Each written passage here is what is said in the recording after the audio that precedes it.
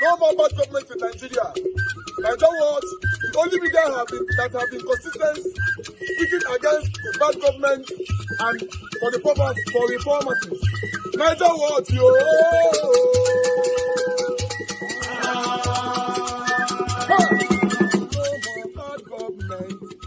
No more bad government. Nigeria what? No more bad government. Nigeria what? No more bad government. The only media that have been speaking. No more bad government. The voice of the voiceless. No more bad government. No more bad government.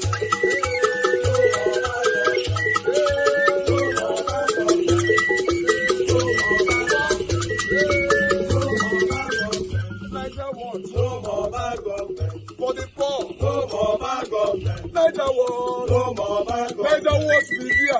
No more bad government. No more bad government. No more bad government. In Nigeria. No more bad government. No more bad government. No more bad government. The only media. No more bad government. The number one media in Nigeria. No more bad government. That have been speaking against government. No more bad government. Nigeria what? No more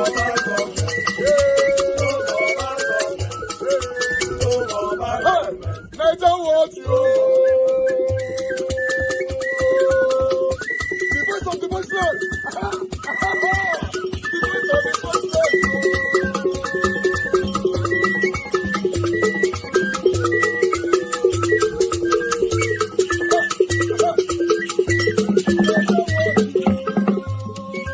Voice for the voiceless. Voice for the voiceless. Nigeria what? Voice for the voiceless. Nigeria watch media. The only media that have been speaking against bad government. Being consistency since 1944. Voice for the voiceless. Voice for the voiceless. Umuwame. Voice for the voiceless. Umuwame. Voice for the voiceless. Voice for the voiceless. Voice for the voiceless. Voice for the voiceless. Voice for the voiceless. Voice for the voiceless. Nigeria watch you. We have been seeing all you guys have been doing, and we recommending to everyone in Nigeria, saying that you guys are the number one. Nigeria watch you. The Senator Thank you. Abu. Now, so why the car allowance again when you've already gotten 160 million naira worth of Jeep? Well, you could have allowed me to first of all land before you load the second bullet. Because it's okay, it's like your cannon is already loading. Cumulatively, when I was in the Senate, cumulatively all the allowances put together was 14.4 million naira per month. Okay. My salary was 1.something million naira. You have wardrobe allowances, you have your vehicle allowances, you have other allowances put together. It was 14.4 million naira. Okay, these are the allowances, and your salary was 1 million. Let's just say 1 million. Well, yes. So each senator, yes, during your time then, yes, would go home with 15.4 no, million. 14.4 million. No, plus your 1 million. No, naira including salary. that okay, is including. making it to be 14. Okay, that's yes, fine. 14.4 million. Yes. Today, the yes, case is different. Yes. It's about how much? It is about 29 million now. 29 million. Yes. In this austere Nigeria. I will come to that. Okay, now, go on. Now, 29 million looks big on paper. Just on paper. Just on paper. I am saying this as a very honest man. I am not trying to support National Assembly, an institution so vilified, and I have been a member of that vilified institution for 5 years. I am not siding with them, but I will bear the facts on the table. Openly, very quickly, but you are Now, happy with the humongous money, right? It is not humongous. Just on paper. It Go is on. just on paper. Okay. When I was in the Senate, my monthly salaries and allowances put together was about 14.4 million naira. Yes. And at the end of the month, the company I founded, which I was the managing director and the chief executive officer, when I won election, I had to leave the company to go into governance. Had to start subsidizing my own life, because the money that was coming or allocated to my office was 14 million, which was nothing, absolutely nothing, considering the demands, the want, the challenges faced by my own constituents on a daily basis. Now, let me put it this way. What are they demanding? Somebody will come and tell you today his wife is sick, he is sick, his children cannot pay school fees, he's in the hospital. I have a case that on that one person alone I took the hospital, I spent 14 million naira on one person. And every month, from all over Adamawa State, in fact, at a point, from all over the country, my office is besieged with people looking for help. At a point, I don't like calling people's numbers. I don't like visiting people. Isn't it? And You definitely will go on. Yes. But at a point, I had to start calling some state governors to help me with cases that is being brought from their state into my office. Now I have 14 million naira a month. And I am paying a lot of people's scholarship in my office. I am subsidizing people's life in my office. While a state governor in this country is going home with over 700 million naira security vote every single month, minimum. Some go home with 1 billion naira. The state governors, they put it in their pockets, right? No, I didn't say put in their pocket. Yeah. You said they go home. Yeah. Of course, they go home with it to do other security issues. I can't say they put it in their pocket. That would be very, very, very bad. Look, the political elite, Yes. let's put it pronto, the political elite have taken governance and development far away from the people. In other democracies, let's take some of the older democracies like the US. Where do you see the constituents besieging their senators or their House of Representative members to beg for money that they cannot pay school fees and the rest? And so therefore, the legislators will now overbloat their salaries.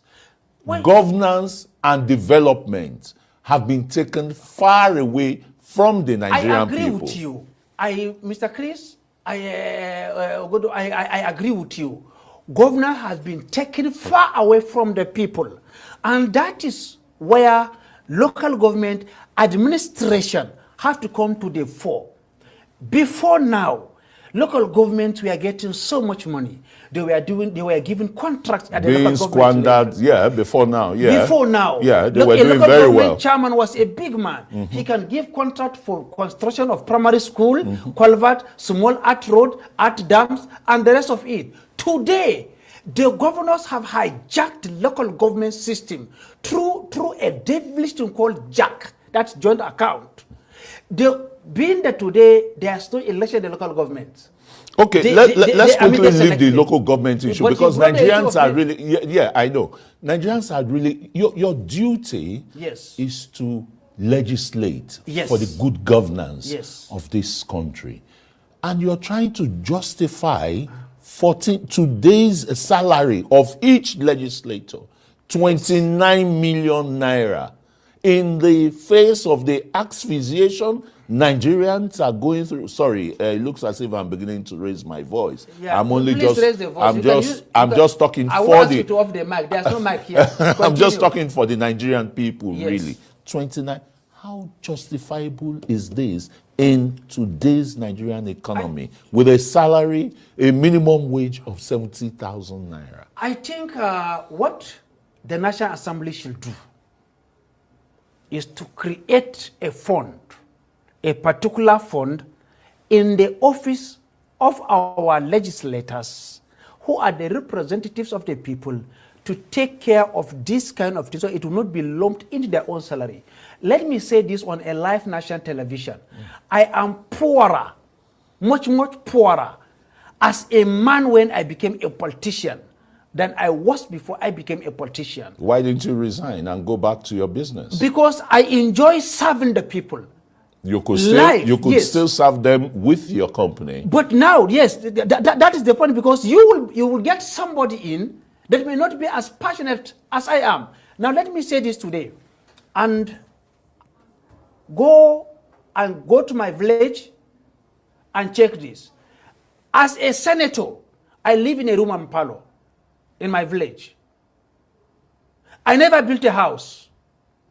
In my hometown, my local government headquarters, I don't have a house. I live in my friend's house. My friend lecturer gave me a house. I live in it. In my state capital, Yola, I don't have a house. You are exceptional. Now, I am saying this on national television. If anybody in the world can point out a house that I built, I was building a mansion before I became a senator. A 23-bedroom mansion with 9 parlors, with a swimming pool in the heart of Mubi. When I became a senator, I stopped it. I took over carrying people's burden, orphans, the vulnerable people. I took over. Their problem became my own problem. Sometimes when I see them, I weep. The conditions some human beings are living in. And you remember that God put this weight on your back. I cannot budge. But being in government at that national level, yes, you had a state government, because the people you're talking about, yes, your own constituents, for example, from your senatorial district, besieging yes, you for one assistance or the other. Yes. What kind of discussions do you have with the Adamawa State governor when you were in the National Assembly, the governor of Adamawa State, for example? We never had a discussion with my governor, because 3 months when I was elected into office, we fought. 3 months. We came on the same party. 3 months into office. On principles, we differed on principle. He might be doing his own right in his own way because he's not here to defend himself, and it will be wrong to talk about him when he's not here. But we disagreed. He has the right to come and appear. So if he 3 wants months, to. we parted ways. 3 months. In the next 1 year, I decamped to another party because I can't sit in the same room with him. And you know why? I don't like injustice meted against anybody. I'm a man that is straightforward. Once you're not straightforward, I won't stay with you. So you couldn't give him. Good morning, good afternoon, good evening to every one of you. Thank you very much, my people. I appreciate you all. Thanks for your time with us. I would like to acknowledge some of you later on because I just wanted to add this to this particular video. Good evening to you, Mommy, Mother of Omam Diaspora. Thank you very much, Mommy, for all you do. Abu Azi, thank you very much, sir. I appreciate you. Thank you, Madam Martina Ambasuiti, Madam Iris Finance, Madam Bachata Bujumi. God bless you all. Ajio, Deborah, thank you. Shooks Leo, thank you. Nena Ogbona, Peggy Modi, thank you very much. Broadcast, I can see you. Divine Cross, I can see you as well. Kingsley Ogeraki, Zao AA, thank you. God bless every one of you right there. I'm going to do my part to showcase many of you later on the screen. But I just wanted to quickly say 1 or 2 from this particular video to call some people out.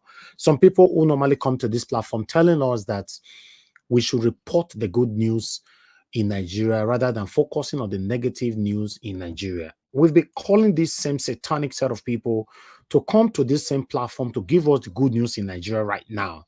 We still don't, they are nowhere to be found. Now, my question to this set of satanic individualisms, what would you say now on this that is happening in Nigeria? It just looks like Nigeria have become a business, an entity to some set of satanic group who just do their collecting and everybody go home with their prizes every single month, or rather every day. You know, now a senator or a former senator, whatever he is, coming on a national TV to tell us that he's even poorer. In fact, he's even poorer accepting to do the job of 29 million naira because he was richer not doing this job. He was asked, how come you did not resign? He said, I love serving my people. So you are telling me, if know that our past and present government are satanic, if they make government unattractive, are you telling me this satanic man will rule the people or serve his people on 100,000 naira monthly salary. Is that what you guys are telling me? Obviously, no, he won't do that. But he's telling us that I was even poorer, taking 29 million naira. 29 million naira is not that big. Is nothing. He went on by saying he knows how many people he's giving the scholarship all the time in his office. Who sent you that one? Listen, guys, we are not going anywhere in Nigeria. I'm telling you guys.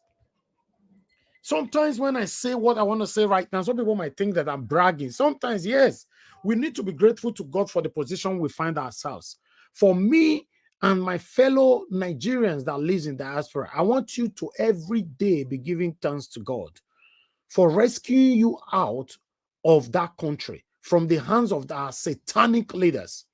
Do you know what that means? We still love our country, but you having a second option in life, you should be grateful to God. Yes, you should. Because most Nigerians in Nigeria today that doesn't have a second option, you and I are not better than them. If they have the opportunity that you have today, that you are using to live in a better country, they will take the opportunity without no blinking. Look what is happening.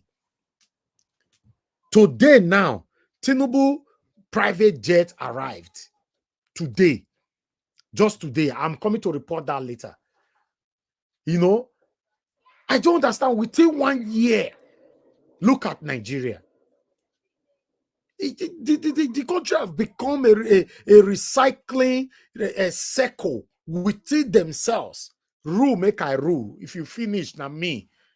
Are you aware that the person that will take over from Tinubu is already prepared? The person is already on the standby. And many of us are there talking, complaining. Yes, some of you might still argue with me now because many of you are good at arguing. People started arguing with Fela. Fela can't die. They are still arguing. Some people are still arguing. Our forefathers, people argued with them. Oh, na lie. Forget that thing. Nigeria go better. Nigeria go this. Tell me if we are seeing any kind of sign that Nigeria will be better anytime soon. You that came to this platform the other day, I forgot your name, telling us that we focus on the negative news in Nigeria. We should be reporting the positive news. Please tell me one positive news we should report. Should we report Tinubu's newly acquired private jet? Should we report the 29 million naira they are paying to these satanic individuals? Should we report the security vote that each governors are stealing from the 36th state of the federation? No, tell me what the good news you guys want us to be reporting. In case you're not aware, Niger Watch platform is not an hypocrite platform. No, we say it how it is here. If you have a platform where you are practicing ethnicism and tribalism, satanism, because of that, you are reporting one or two satanic good news just to make your person from your village look good in office. We don't do that here. Yes, we don't. Thank God, say person where they talk just and not be me they talk for there. We report everything we report on this platform is 100% organic, 100%. If anything less than 100%, then you hold the third party where we're bringing it from, not us. Not Niger Watch platform. Look where we are. We every day we are deceiving ourselves. We cannot even tell ourselves the truth. A single truth. We are fighting ourselves every day for these satanic politicians that doesn't care about you and I. For example, somebody traveled all the way from Dallas because of $5,000. This same satanic person has followers. He have people that is clapping for him. Hey, pa, you are doing well. You are doing well. This is why I'm saying that the problem we have in Nigeria is not just the government. The problem we have in Nigeria is everybody, one way or the other. Almost everybody is affiliated with it. Not just the government. We can't sit here. I'm not going to sit here with you and be saying, oh, the problem we have in Nigeria, Nigerian government, Nigerian government, Nigerian government. Are you going to blame the Nigerian government for somebody who traveled all the way from America to Nigeria for $5,000 to go support anybody? How would you feel if you know that today I traveled to Nigeria because of $5,000 to go endorse one or two satanic politicians. How you go look me? This is the problem. Our problem is huge. The earlier we start telling ourselves the truth, regardless of anything that the consequences that might befall it, or anybody that will get angry about it, say it how it is. Who go verse, make it verse. It shouldn't be your problem. Look where we are. Is Nigeria moving forward or backward? Even before you that is listening to me today, before you were born, Nigeria is still moving backward, not forward. Some of you are elderly people listening to us that you can testify that during your time, Nigeria was good when you were young. But my question to you now, is it moving forward or backward? So that means everybody listening to me right now, all you can say is Nigeria is moving backward since you were born. It's crazy. We can't continue like this, my people. This is not about hating anybody. This is not about hating one particular person in office. I'm telling you, since 1960 to date, all the satanic leaders, both past and present, that have been ruling us, they have never prioritized you and I. They are there for themselves. Thank you very much, my people. Good morning, good afternoon, good evening to you all. I'd like us to go to Edo State and listen to this satanic Edo State politician. Listen to what you have to say. Yeah, I want to congratulate Arise, because if not the fact that you came and to bamboos and everything, you know, and the Minister of Aviation came on board, and before you know it, Air France have to send another aircraft to pick us up in Nigeria. We're all stranded there. A lot of women, older women, children were stranded, you know, no clothes, no medication. It was a tough one, but we thank God. And thank God. When the departed soul, rest in perfect peace, my son. Yeah. So sorry about that. Really sorry about that. So real quickly, let's go to it now. I know you also want to pay tribute to Congresswoman Sheila Jackson. The past, the role she played in Nigeria, you do that. But also, APC, you guys said PDP has not done well. But I also have a problem with you. I'm not happy you are the one coming here today. I want Monday Okpebolo. Like yesterday, he's not been attending to media. We've not seen him here. Oludumi Akpata has been here. Others have been here. Aswe has been here. In fact, the day I called Aswe and said, I called him out and I said, please, we want you here. The next day he came on there and said, they said, they find me. And I said, yes, you're here. He's not being here. He's been running away from media. And you guys started attacking me. Said that was your problem. You were asking me to give him $1 million for him to come. No. You know, if you gone to, you not get him out. I've never attacked you on that. No, your APC in Edo State started to say I should give them $1 million. I'm like, it's not about us, the journalists. It's for us to ask the question. I think that is a wrong. So why is Monday Okpebolo not here? Why you? See, to be honest, to be candid with you, you know. And when will he come here? It is easy to be said and to be done. You know, if you look at his itinerary as at today, I just left Benin, where if you saw the mammoth crowd at Edo South, you know, the people coming out to show love. We went to Edo Central, from Edo Central to Edo North. Distinguished Senator Monday Okpebolo, if I can tell you, has been on ground. You know, he's a grassroots shooter, door to door. And that's what people don't know. Even me, I was shocked that this man moving day and night, walking, reaching out to the clergymen, to the market women, to the youth, to the leaders, even in opposition party. He's working day and night. So everybody, you know, have to have what we call division of labor. So if he's not here, and again, let me also correct this, I'm not here as a spokesperson for distinguished Senator Monday Okpebolo. I'm here in my own capacity as a chieftain and a son of Edo, because I want the best for my people. And without missing words, Edo State today has been taken backward because as a result of bad leadership. My brother, is Monday Okpebolo too busy for us in the media here? So we just know, because there are other people too also doing door-to-door campaign and other campaign, but they also make themselves available to media. You see, he has a chance on Arise platform to reach millions of people. The last time Mr. Odige was here, I was even the one defending Monday Okpebolo for the sake of balance when they said, oh, he didn't go to school, he's a plumber. I said, no. I said, hang on a minute. Listen, in fact, this was what I told. Wait, blackmail. No, this is unfair. Wait, let me finish. Let me finish.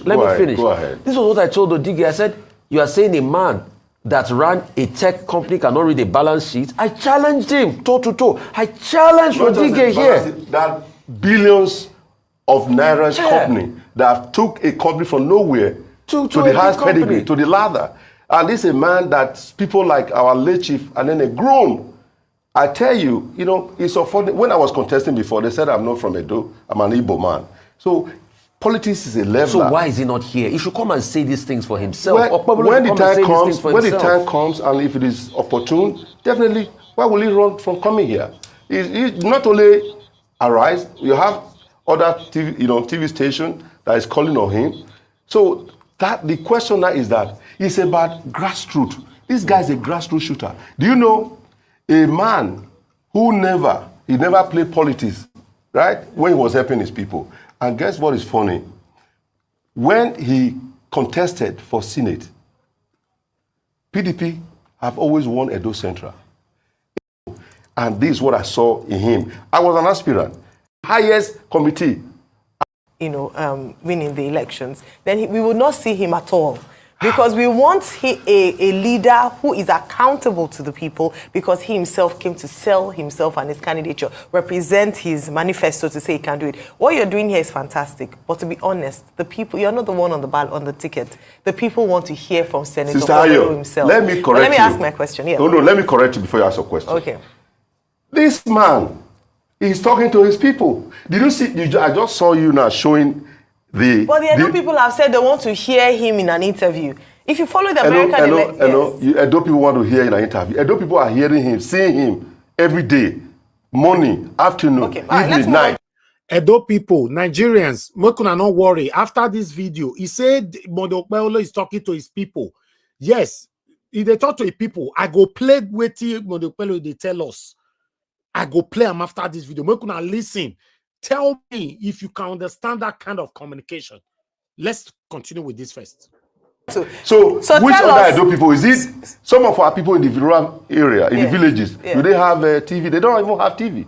Okay. But this is a man who is going from every nook and corner, going to reach out to our people. So and I'm satisfied. Right, let's go, because our time is limited. Glad. Our time is limited. Yes. All right, Aso Ighodalo has actually been here. Aso Ighodalo, Olumide Akwata have both been here. Yeah, they will be here because they are not on ground. No, they're not on ground. Okay, no, let me just say, they just came from Lagos and they want to come and just say yes, like technocrat. So tell us what he's telling the people door to door. I don't know what to call him. Now, let me tell you guys, I'm very, very angry. Do you know why I'm angry? Anybody who is telling us on this platform that somebody cannot speak a language, somebody came from nowhere and he wants to rule in Edo State, and you accept it, you welcome it, it means, you know what that means? It means that your children that you have in diaspora today cannot stand anywhere in Nigeria. Have that in mind. Have that in mind. It means if you live abroad, you are supporting this kind of satanic people who are against people that come from nowhere to rule their own state. That means you are laying curses upon your children that you had in abroad. That's what it means. Let's move on. Because since he's not here to tell the people, and if it's so important, then he sent you here. Obviously, a television appearance is important to tell the people what he wants to do. If not, he won't be sending people on his behalf to come out to speak. Let him continue doing door to door. Let him not do any campaign on. We don't want to see campaign on. Did you watch the live broadcast? Did you like the live? When it was televised, our rally. Did you see him? Did you see him speak? I think that is television. Just because he didn't come to the station. Okay, my people, I bet me listen to the rally, because he's bragging with this rally continuously. Let's listen to this. I'm expecting things overseas. I want to tell you, the mineral resources in Edo State, has the present government do anything about it? Do you want it? You want it? You want your mineral resources? Is that not what you want?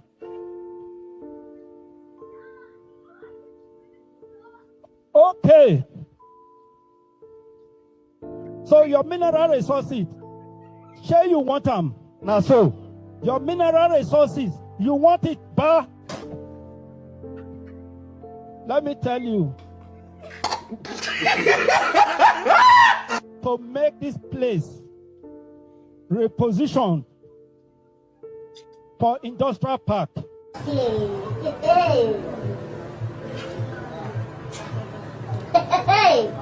Let me tell you, I know say una no dey see water.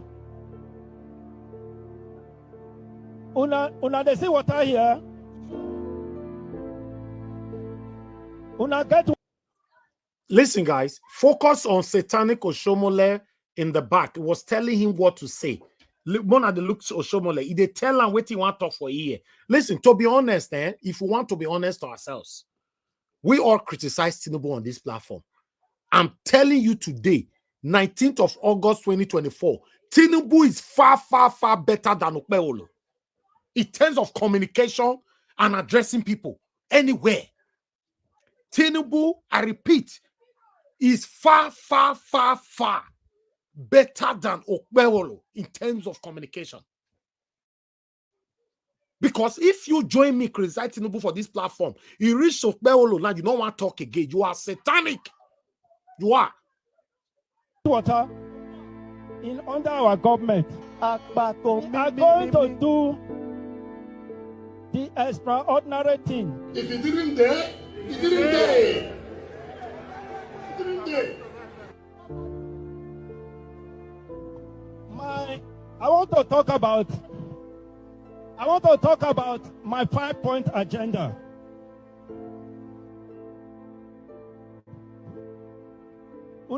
My number 2-point agenda: education.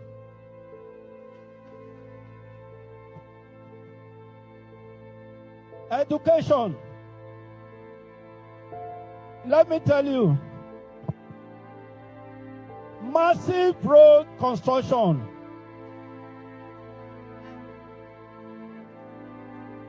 Because una still get road.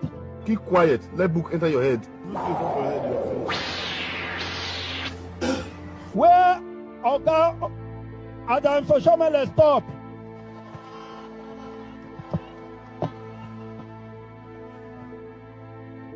We want to bring back, declare a state of emergency. We want to declare a case of emergency. We want to declare a case. Oh my God, I don't understand. I don't understand. Anyway, let's finish with this video. The policies. But he was on television, okay, let's hear. both Arise, TVC. Honorable. So he was communicating to the people, and people were watching all over the world. A rally is different from an interview, but let me ask, what is he telling the people? What does he have in store? We've heard from the other two candidates. They came out, they outlined their plans. By the way, the Chief Aneni you spoke about, his son was here, and he didn't speak very well of his competence. He cannot speak because it's on the other side. But don't forget, this no chance. Chief develop when he raised in Edo, is this River Obaseki or River Aswan? So to be honest to you, when you're asking me how does he want to do it, a man that have told you this is what I want to do to help my people. I bring Edo State back to where it should be. The era of Dr. Esok Bemudia, the era of Professor Ambrose Ali. So I must tell you the truth. The candidacy of Aswan Godalo and Ogie is like Zimbabwe dollar. Okay, over to you. All right, so you said Edo State has been moving backwards. In terms of where budget ranks Edo State fiscally, it's ranked 6th in the nation. Right? I'm happy you know it. All right, so tell me what... Okay, are you asking me the question? Am I asking you the question? No, because if you are talking about... I'm not done. No. Now, so that BO satanic APC people, they're not they let you talk. Oh. Yes, if they ask the question, they will be using these tactics, satanic tactics to delay time, to destroy the time, like Oshomole did the last time he came to Arise. Excuse me, the time can't finish. Yes, and that is why you see some of these satanic people, if you invite them to Nigeria Watch, they won't come because they know say we have all the time in the world. Even though they want to waste the time, we still have all the time in the world. So look at him. He's not allowing the person where they ask a question make it talk. Let's move on. I haven't done. Go ahead. All right. So you're saying Edo State is moving backwards. Let's give something very easy to get your take on where Edo State is moving. Edo State was one of the first states in the country to announce a 70,000 naira minimum wage. Do you agree that that was a fair amount, or should it be higher? And how would you? Common question they ask this man. So make una look how many years it go take before this man go free answer this question. Just watch. Or see, this is tough because he's not here, and I have to ask you the question. Do you agree the 70,000 minimum wage announced by Edo State is a prudent amount? If not, should it be higher? And how can you encompass that within moving Edo State forward, saying that the last government has moved them backwards? You see, with the kind of money the Edo State is receiving now, federal allocation, apart from the grant, the loan they have taken, that today we are going to write home about the $75 million for Edo Best, that is Edo Worst, as you can see today. You're talking about the, there is a erosion and flood control, over 150 million, expended that nothing to write home about. Now, your question is very simple, and you already know it as a professional journalist. So for me, I'm not here to speak. I told you, I'm not a spokesperson, but I'm speaking as an Edo man who understands what is happening. Who born in Edo, not the carry last, but they are taking us backward. So your question, how? No, is the 70,000 a fair amount? I don't even remember the question. Cross River announced 40,000. Hold on, right? Listen, let me tell you something. So, with the kind of money that Edo State is getting now, how much should it be? When Comrade Adam Oshomole was in government, was the governor of Edo State. It was 30. It was 30. Hold on. Because of the minimum. Answer the question. The money that was coming to Edo, federal allocation there, it was just too little. Okay. But today, to the glory of God, Edo State today is getting so much billions. And what sectors of Edo State is getting the billions from? Where? Which sectors and where? Internal generated revenue has grown. So the government has done well. No. You see, when your enemy, they criticize you, in most cases, they will be elevating you at the same time without not realizing it. He said the internal revenue, they are stealing lots of money from there and all that. It has grown and all that. Remember, say, this is all about second way they destroy, and they praise. So watch these guys. Let me tell you something. Comrade Adam Oshomole started it. Internal generated revenue has grown. So the government has done well. No. Let me tell you something. Comrade Adam Oshomole started it. Okay. Because he was with us. Just imagine. That means the government have done well. You say Oshomole started it. Okay, Oshomole started it is not the issue now. Somebody have been in office for the past 8 years. You said internally revenue have grown. So it means that the governor is doing well in that area. But you say now Oshomole start time. What are you talking about? I myself and His Excellency, the governor of Edo State, I must call His Excellency, he's still the governor, I must respect that seat.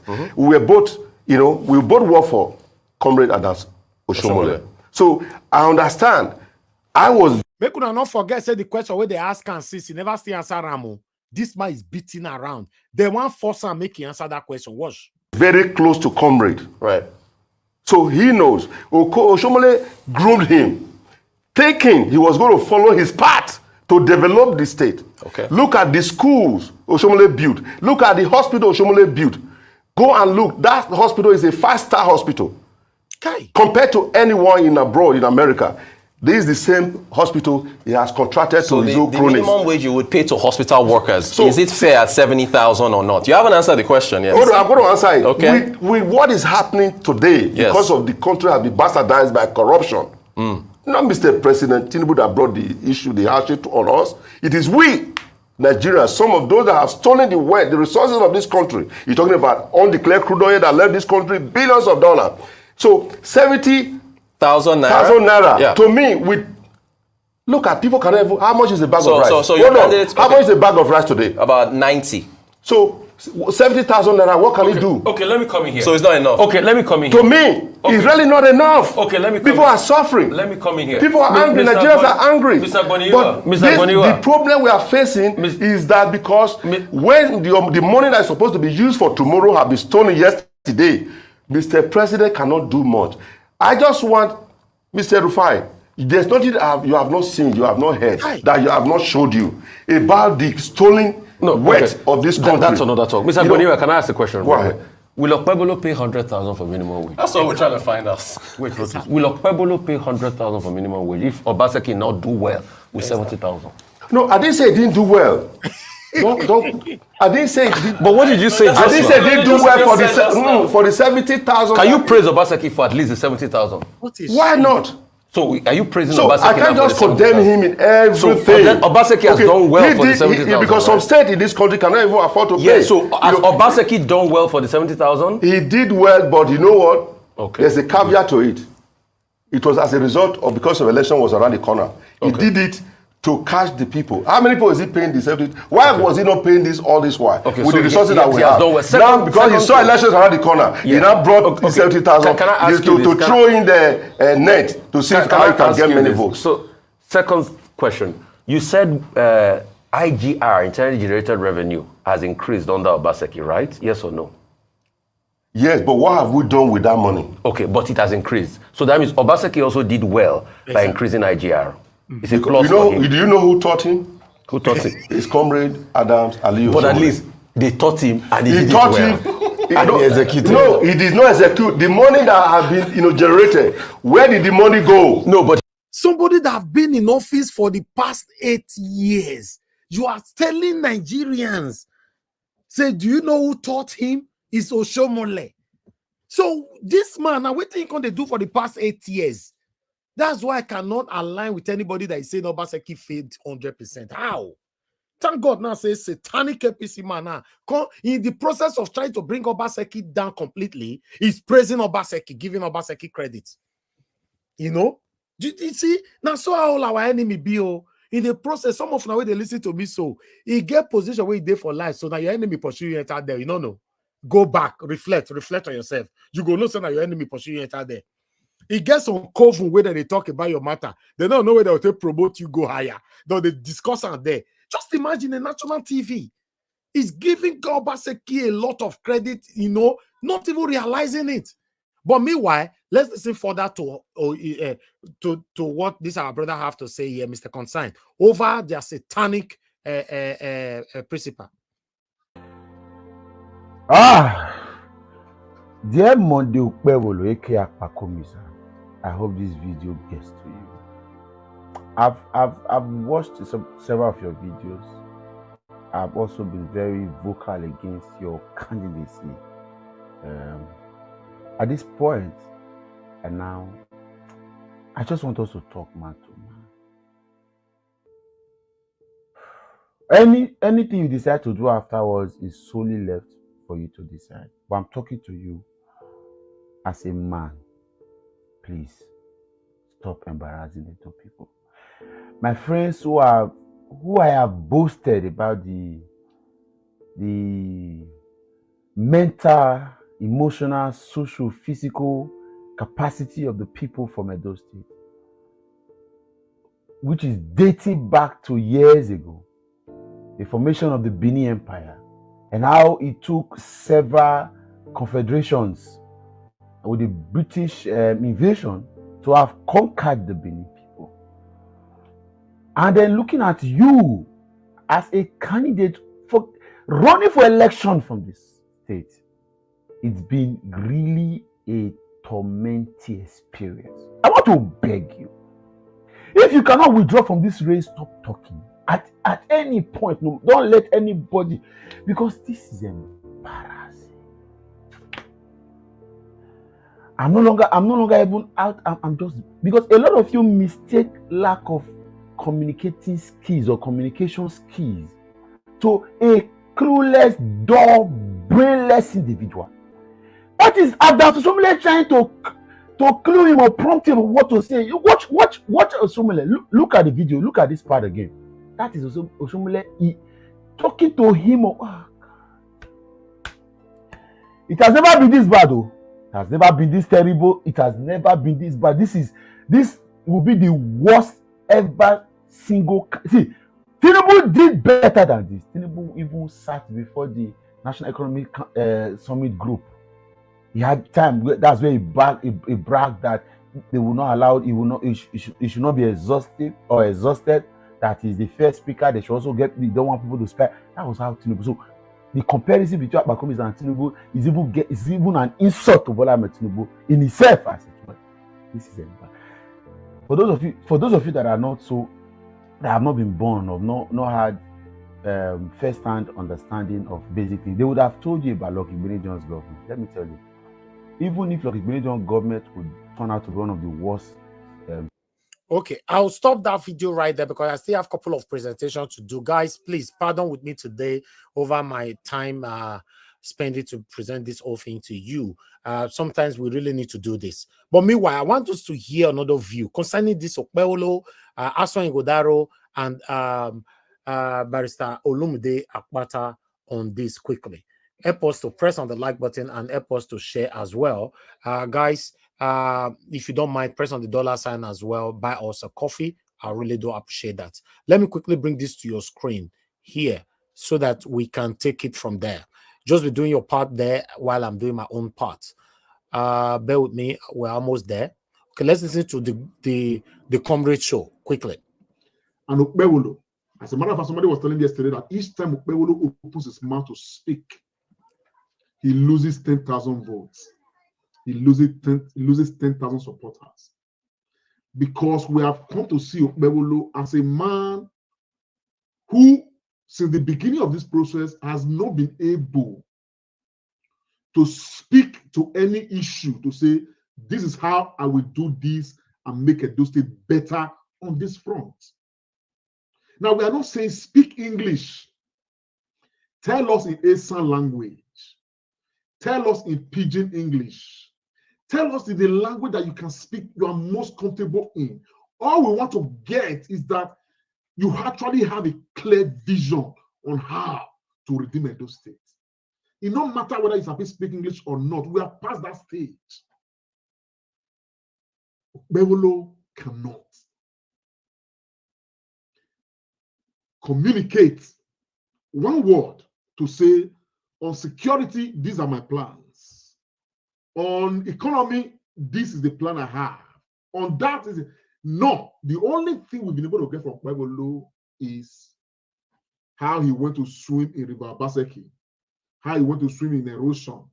Where's your mineral resources? Do you want it back? Very flimsy. As a matter of fact, you know, I went for a seminar over the weekend, and one 11-year-old child was delivering a paper, and I was telling myself that if only Okpebholo could even do as good as this 11-year-old child, it has become that bad. It is that bad to the extent that even artisans, the most ordinary people that you will consider most ordinary in society, are beginning to ask questions. That's why when I saw this video, I said I was just going to, you know, play the excerpt of this video that, you know, I came across. Because people are beginning to ask. You know, they talk. Arise TV has taken the hierarchy of the APC to task. They've invited Okpebholo time and time again. Okpebholo doesn't appear. Yet, Oshomola will appear. Osage Ezeyamu will appear. All of those human beings pushing him to become governor of Edo State, they will appear to argue his case. But the man who wants to become governor of Edo State will not appear, will not have any engagement with the media, doesn't want to be interrogated by the people of Edo State, and yet he wants to govern the people of Edo State. And these human beings like Osage Ezeyamu, Oshomola, and all of that, they are the ones who are handling him, who are encouraging him not to appear. The only reason why they are doing that is because they are not interested in Monday Okpebholo. They are interested in the patrimony of the Edo State people. I saw this video, I thought I'll play it. Let's take a listen.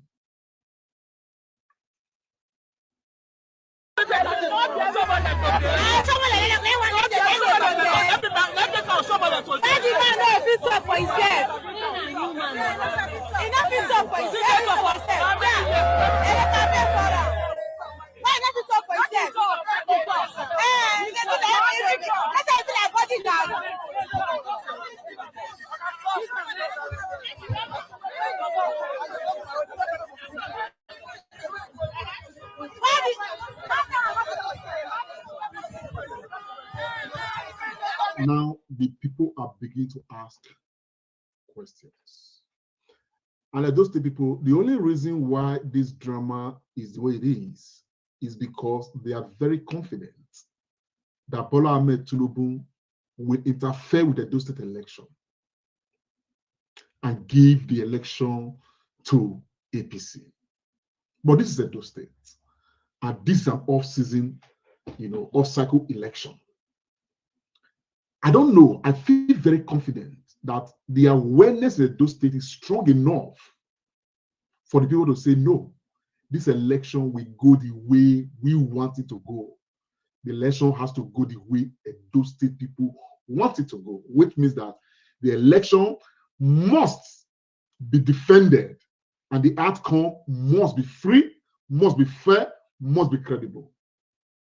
Now, we have heard, though we cannot independently verify, that there are already a lot of these other political actors are already using money to bribe left, right, side, corner, give money to electorates and all of that. Some are even organizing rallies. As a matter of fact, some information came that I cannot independently verify that some of them, they had some rallies somewhere and people were giving to the, to the tune of about 10,000 each to come to attend a rally. Now, the question ordinary people will ask is, if certain candidates will spend as much as 10,000, to bribe electorates to support them, to vote for them, as it were, what do you think would be the fate of Edo State if such a candidate becomes the governor of Edo State? Well, as we used to say those days in secondary school, in the debating a club, they'll say, I leave that question for my opponent to answer. But Edo State people, we're in a defining moment. We are in a moment in our lives that is so important. Yesterday is almost gone. Today and the future is so important. And the question of who governs Edo State must be a question that we must treat with seriousness, not with levity. It's a question that we must treat looking at the next 4 years, putting it clearly in perspective. The idea that you will collect a bag of salt or a bag of rice or a bag of, or some 1,000 naira to support one candidate, even fight and die for one candidate, loot for one candidate, or do all sorts of things for one candidate, it's not worth it. Look at where we have been. Look at where we have been, particularly those that have crossed 40 years. Look at the state of Edo State. Look at the state of Nigeria. You understand? Our interest for some of us is we want a better future for Edo State. Some of us are not looking for magic because magic cannot happen. It's not rocket science. But we want a process that will start well, a process that will be built on, a process that will guarantee a better Edo State for the future. That process is so important. We are not interested. Some of us are not interested in the mathematics of speak English pass or this. We want to see the clear vision. We want to see how believable is this vision. The problem now with the Akomisa is that we are not even seeing a vision at all. Talk less of even looking at the believability of a vision. There is no vision in place. So for Akomisa, Edo State people must be very careful. This is not a test ground. Governance, I have seen the active work of governance in the lives of the people. As a matter of fact, whether your life go better or not go better, it did the hand of government after God. The most important institution to the everyday man is government after God. It's government. I see it every day, the hand of governance. What did they do? That today, a liter of fuel in Edo State, in Nigeria, I just recently, don't they near 1,000 naira? Okay, it is not a math. It's not rocket science. Now, it is our policies and implementation that is creating it. It is the kind of government that we have given to ourselves that is creating the hardship in our land. That we cannot go to our farms. We cannot see the farm produce. That things are very expensive. That insecurity right now is at the highest level since the nation was born. It is not happening by accident. It is happening. They are all fallout of what the kind of government we have given to ourselves. Do we want to continue on this kind of trajectory? This is what it is important. It is not just what it's not just about what the candidates are even saying. Do we know this candidate? What is their background? What is their history? What is their trajectory? And that is why this broadcast is titled Olumide Osaigbo Okpata, the man, the hope. I go show now why. The Okpata family, now very reputable family for Edo State. They've been in government before, they've been part of the process before, and all of that. So it's not a new thing to hear an Okpata in this environment right now. Okay. And Olu is going to speak to that himself. You understand the picture from what I'm saying now? Some of this is going to, it's talked about, you know. I just bring out one small excerpt, you know, a radio interview when he grants, you know, in recent days. And I thought I'm just going to, you know, do some broadcast on this. I thought that. And I want to appeal to that. Me, I know they follow the bandwagon. I know they say because people, everybody they rub, people they clap and follow left, make and follow left. I know they do like that too. I think that all of us with the clap, let us take our time. We will open our eyes. Sentiment apart, because everybody thought they will bring sentiment. Oh, it's on this. We have passed that level. As far as I'm concerned, if it is going to take one family, okay, so this family, they are making life better for the Edo State people. Their papa don't rule before, okay? Now their son one rule now, but we are becoming Dubai, we are becoming London, we are becoming New York because this family is ruling us. Let them rule us forever. So the sentiment of say, oh, this person from this tribe, oh, now they are torn now. Even though we see danger, we see that this human being projected right now is going to drag us to the ditch. That sentiment at this level, it not make any sense. I think at this level, all sentiments must be put aside. Let us look at the background of these candidates. We are people who have governed us, and we use emotions, sentiments, take support them. I'm guilty of such of those kind of things as well. Later, we call the hear say, man, these guys are serial betrayers. They are serial traitors. And as a matter of fact, they are so smart. Because when they hear say, man, before some of them will become governor self or serve in politics and all of that, they were international 419ers. What we don't know before. What we don't know before. But then we call they know all those things. You understand what I'm saying now? Honestly, the Benin man says, if men don't come out for Nyash, to close the Nyash, you don't really come out. This is why, for me, today and the future, okay, background check is very important for me. And that's why I don't follow. I get a lot of people around me, crowd, who say, man, now APC candidate won't follow. Yeah, they're not really interested. Now, waiting to enter their pocket when the person win. Now that they're interested, it is time for them to feed their own pocket because they don't suffer for all that street rooms. They don't get anything. One tell me say, man, as in support the last one reach, you know, sick level me for inside. So now in pocket, in they interested in. That's why they follow APC. Another one tell me say, no, Obaseki, now the governor, you understand? It is hard for incumbent governor to lose election. Whether I not see Kogi State, I not see this, I not see that. So the interest baseline is they are supporting these other candidates because they believe they are going to win. And if they win, they want to present themselves as people who support them so that it will benefit them. Unfortunately, that's not my case. I'm just supporting a human being, I believe. And I believe that if most of us will support this human being, we can make this person become the governor of Edo State for the overall interest of Edo State. For the overall interest of Edo State. So my own interest not be waiting one enter my pocket. I'm not looking at that. I don't even get any aspiration to even work with any state government.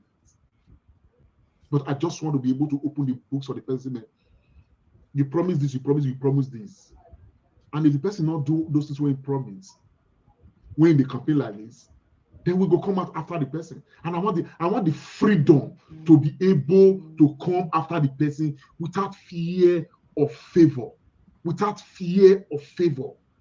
So at the end of the day, so my own quest is different from all the talk about this, about that, about that. My own interest different. Now let us look at Olumide. And I want you to hear from him. He granted this interview. I thought it was this S7 I thought it was very powerful. It talks more now about the man Olumide. And of course, the hope I see in him. Don't go away, please share the broadcast. And of course, enjoy this excerpt with me. And I'll talk to you shortly after that.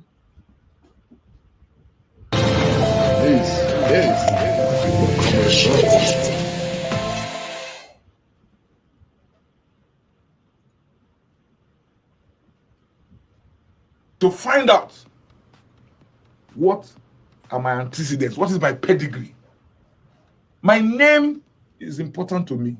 I want to be able to hold my head high in this my community.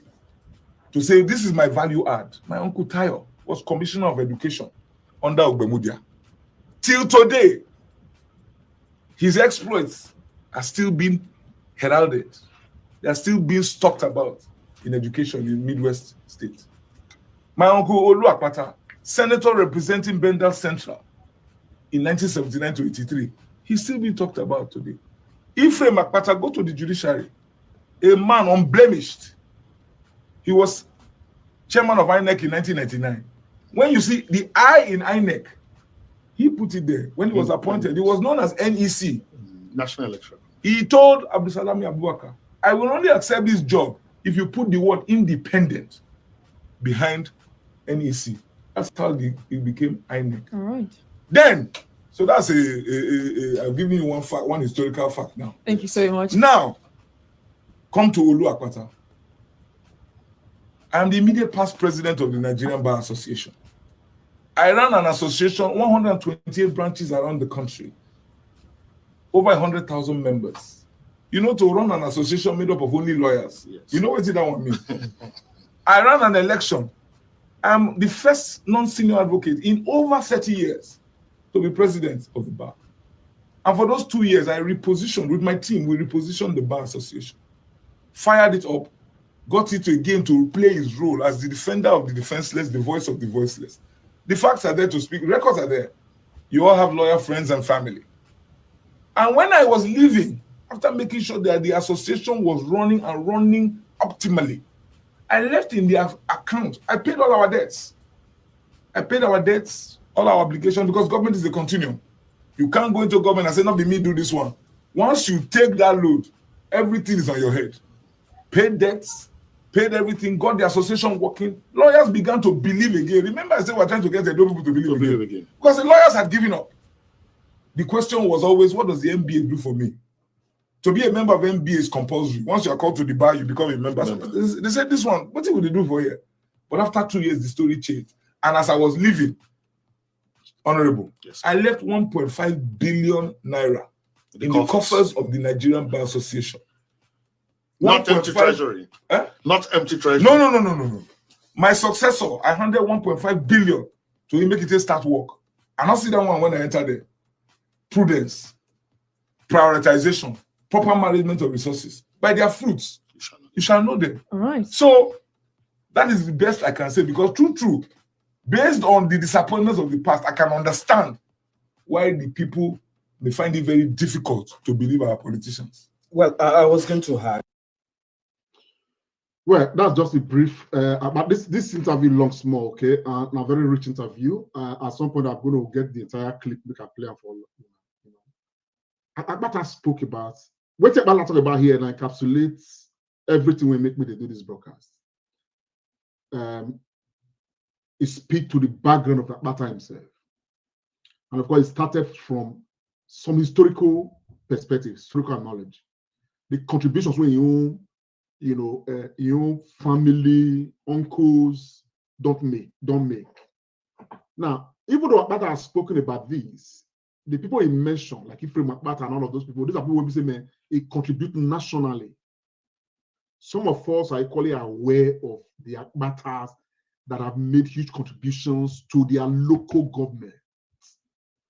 You understand what I'm saying? To their communities. When they don't reach the national level, which is why in your local government and your village now, they carry the matter for head. I mean, one person from that region, from all those Usain area. Madam Patricia, I can't see you. As a matter of fact, no other party will get one vote for them. But do you guys know Olu Akpata into to say they don't that's even fine. I can see you now. That's fine. But they talked about his brother, whether Tayo Akpata or so, and the way the guys supported their community, that they are a family of service. That's what the guy they describe. Now, when you look at these guys, their Akpatas have been making contributions, okay, and they are very standard family in Edo State. You understand what I'm saying now? So the question of where this one they come from, where they go, really that we can do thorough. We have done thorough background check, and what we can say about Olu Akpata is that this guy is from a family that we not really see any blemish. We call anybody say, man, this one, a traitor, on a betrayer, on a thief, on a that, on a that. Another notable thing that I like to talk about. Okay, guys. Thank you very much, my people. I appreciate you all. That particular video, I wish I have the time. I would have played everything because my brother actually finished work on that particular video. But meanwhile, let's listen to what Asman Godaro have to say here. All of now, we never decide who now won't vote for. Make I talk to you now. My name now, Asman Godaro. I be no person like you. We won't make our state prosper well. I sabi say no easy to choose who you go vote for, especially when it be like say politicians no dey quick talk true, or it be like say your vote no go count. But for every election where they happen for Edo, our vote dey always count. We're different people, and this time it must count. I no just dey make mouth.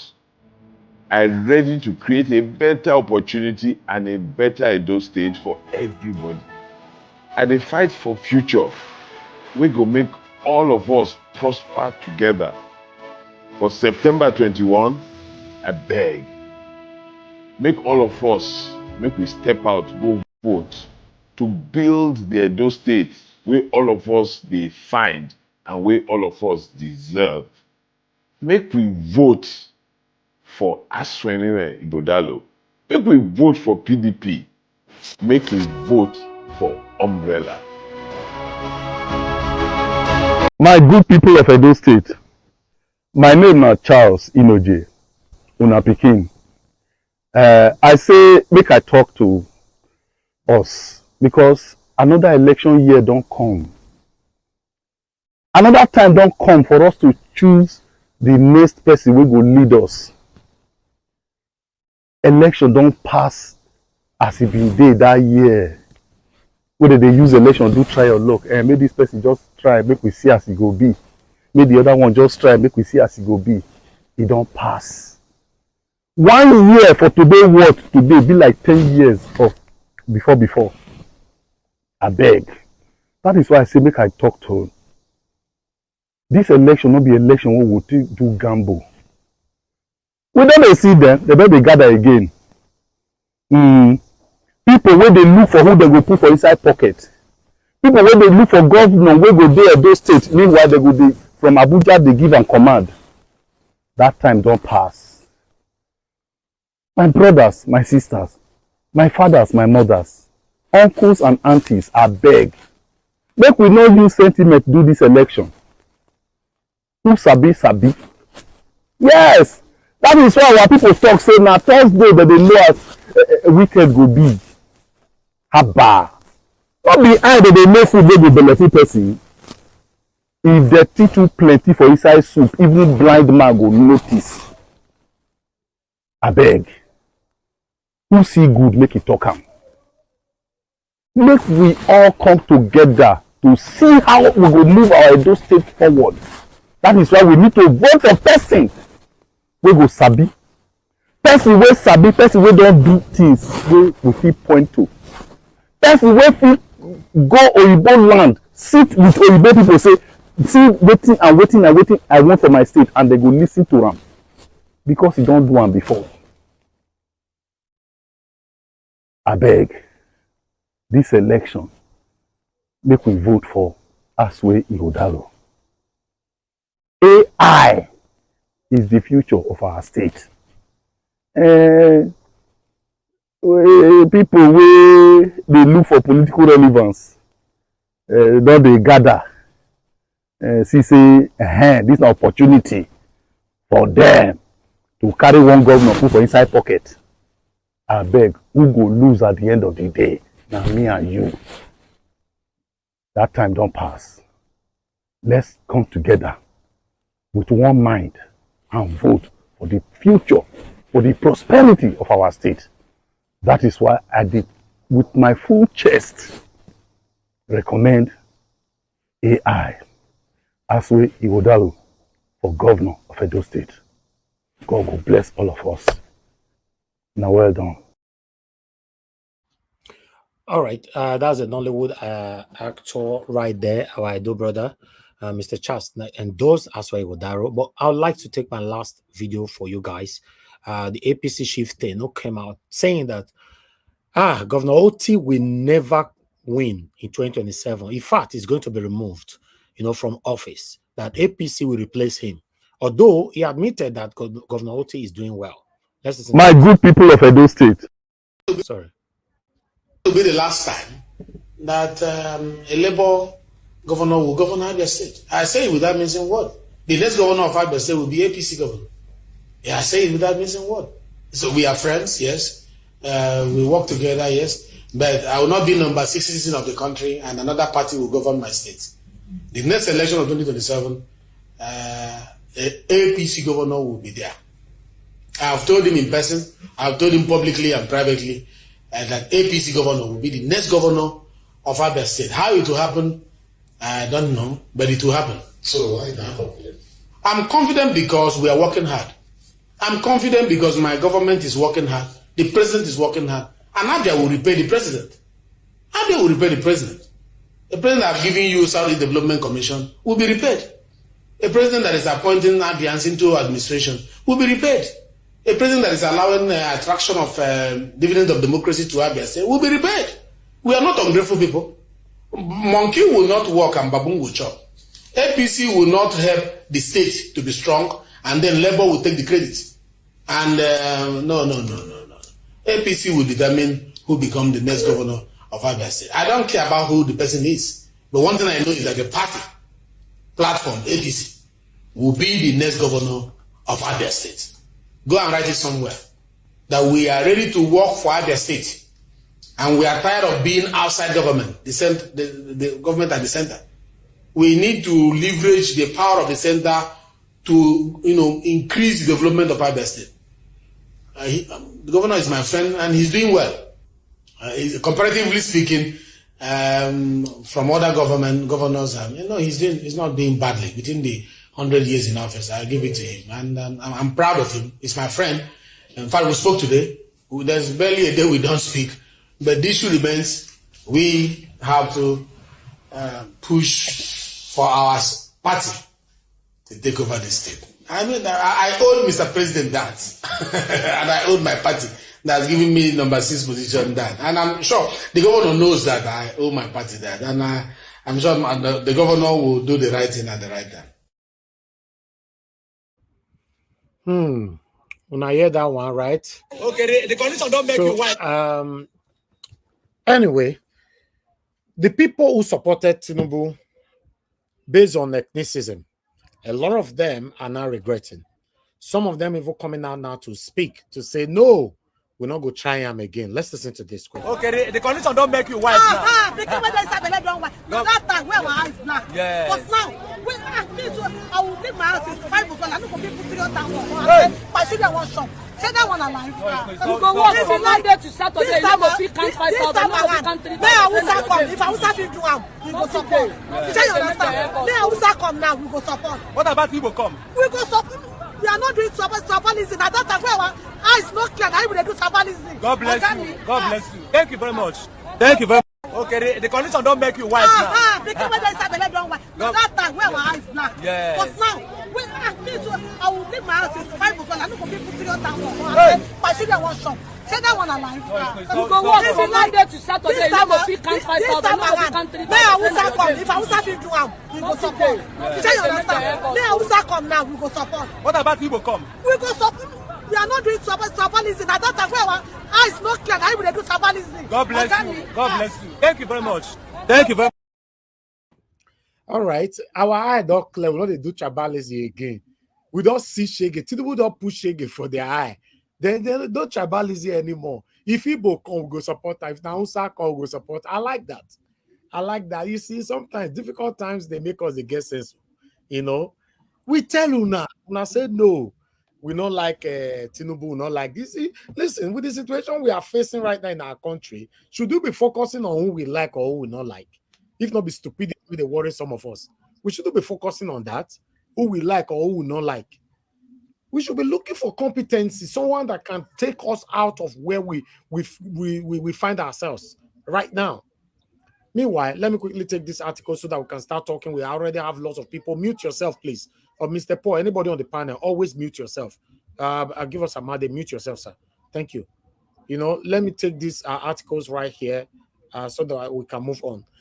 Breaking Tinubu's new 150 billion naira Airbus A330 presidential jet lands Abuja airport. You know, Sarah reported that report this one. Nnamdi Azikiwe International Airport on Sunday evening after departing from Euro Airport Basel Morehouse, Freiburg in France at 4:16 p.m. and landed in the Abuja at 8:29 p.m. President Bola Tinubu will embark on a trip to France on Monday, August 19th, depart from Abuja, the nation's capital, blah, blah, blah, blah, blah. So I'm going to stop that right there. But the reason why we showcase this is that 150 billion naira within 1 year in office, Tinubu to buy this aircraft. In case you not get on, I don't say 150 naira. I don't say 150,000 naira. I don't say 150 million naira. 150 billion naira. And all of us, they're hungry. Wow. Anyway, I'd like us to take another one quickly. Don't worry, the next 5 minutes, we're going to start talking. I guess our presentation worth it today now, right? Okay. It took Tinubu 1 year to buy presidential jets, despite inflation, banditry. Kalu Aja. I talk this one. Let me take 1 or 2 paragraphs here. Kalu Aja, a financial analyst and educator, has suggested that Nigeria's economy might not be that bad as most people claim.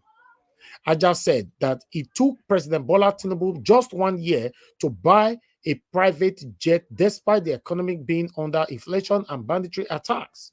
In a post on X handle on Monday, the financial experts questioned how the president was able to afford a new jet if the Nigerian economy is that bad. I like this one though. Not true. You know, like my lovely brother, they talk about it. Nigeria is broke. Nigeria, we are not broke. Broke where?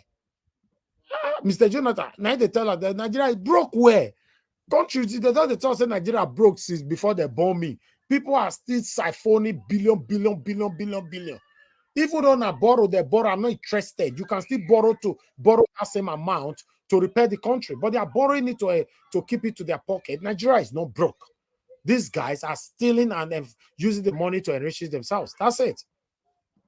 But meanwhile, I'd like to quickly take, I think I have 3 more to take. Somebody is on the backstage. I can't see you right now. Let me see who is right there. Turn your camera on time, please. You know, I'm doing presentation now. If you are there, just turn your camera. Let me see you. I can't see you, Mr. Alex. I know they see you. You know. All right. Thank you. I can see you now. You know, they don't see light for Magba again. I don't see you already now. I want to put you for screen, or if you don't have your camera. Thank you. Let's move on. Okay, let me quickly take this one here. From Sarah Reporter, opinion. Nigerian Chief Justice Kayode Ariwola will be remembered for speed with which he abused office to benefit son, daughter-in-law, brothers, sisters, father by Chidi Aslem Odi Kalu. Majority in the because no time. Let me take this. The headline is fine. If you want to take more, go to Sarah Reporter.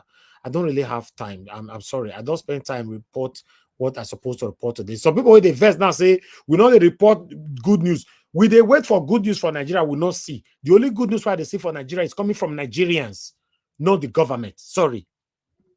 Let's take this. This one is coming from Premium Time. You know, they don't reply that man. We talk, say, Governor Alex Otti can never come back in second term in 2027. Otti won't be re-elected. APC will produce next Abia Governor Ben Kalu. Then make a bring the one with the take respond to him. Chapali. The one with the take respond to him, now be this for screen. Now, Abia 2027, Otti will be re-elected. LP, Labour Party rep, Tess Kalu.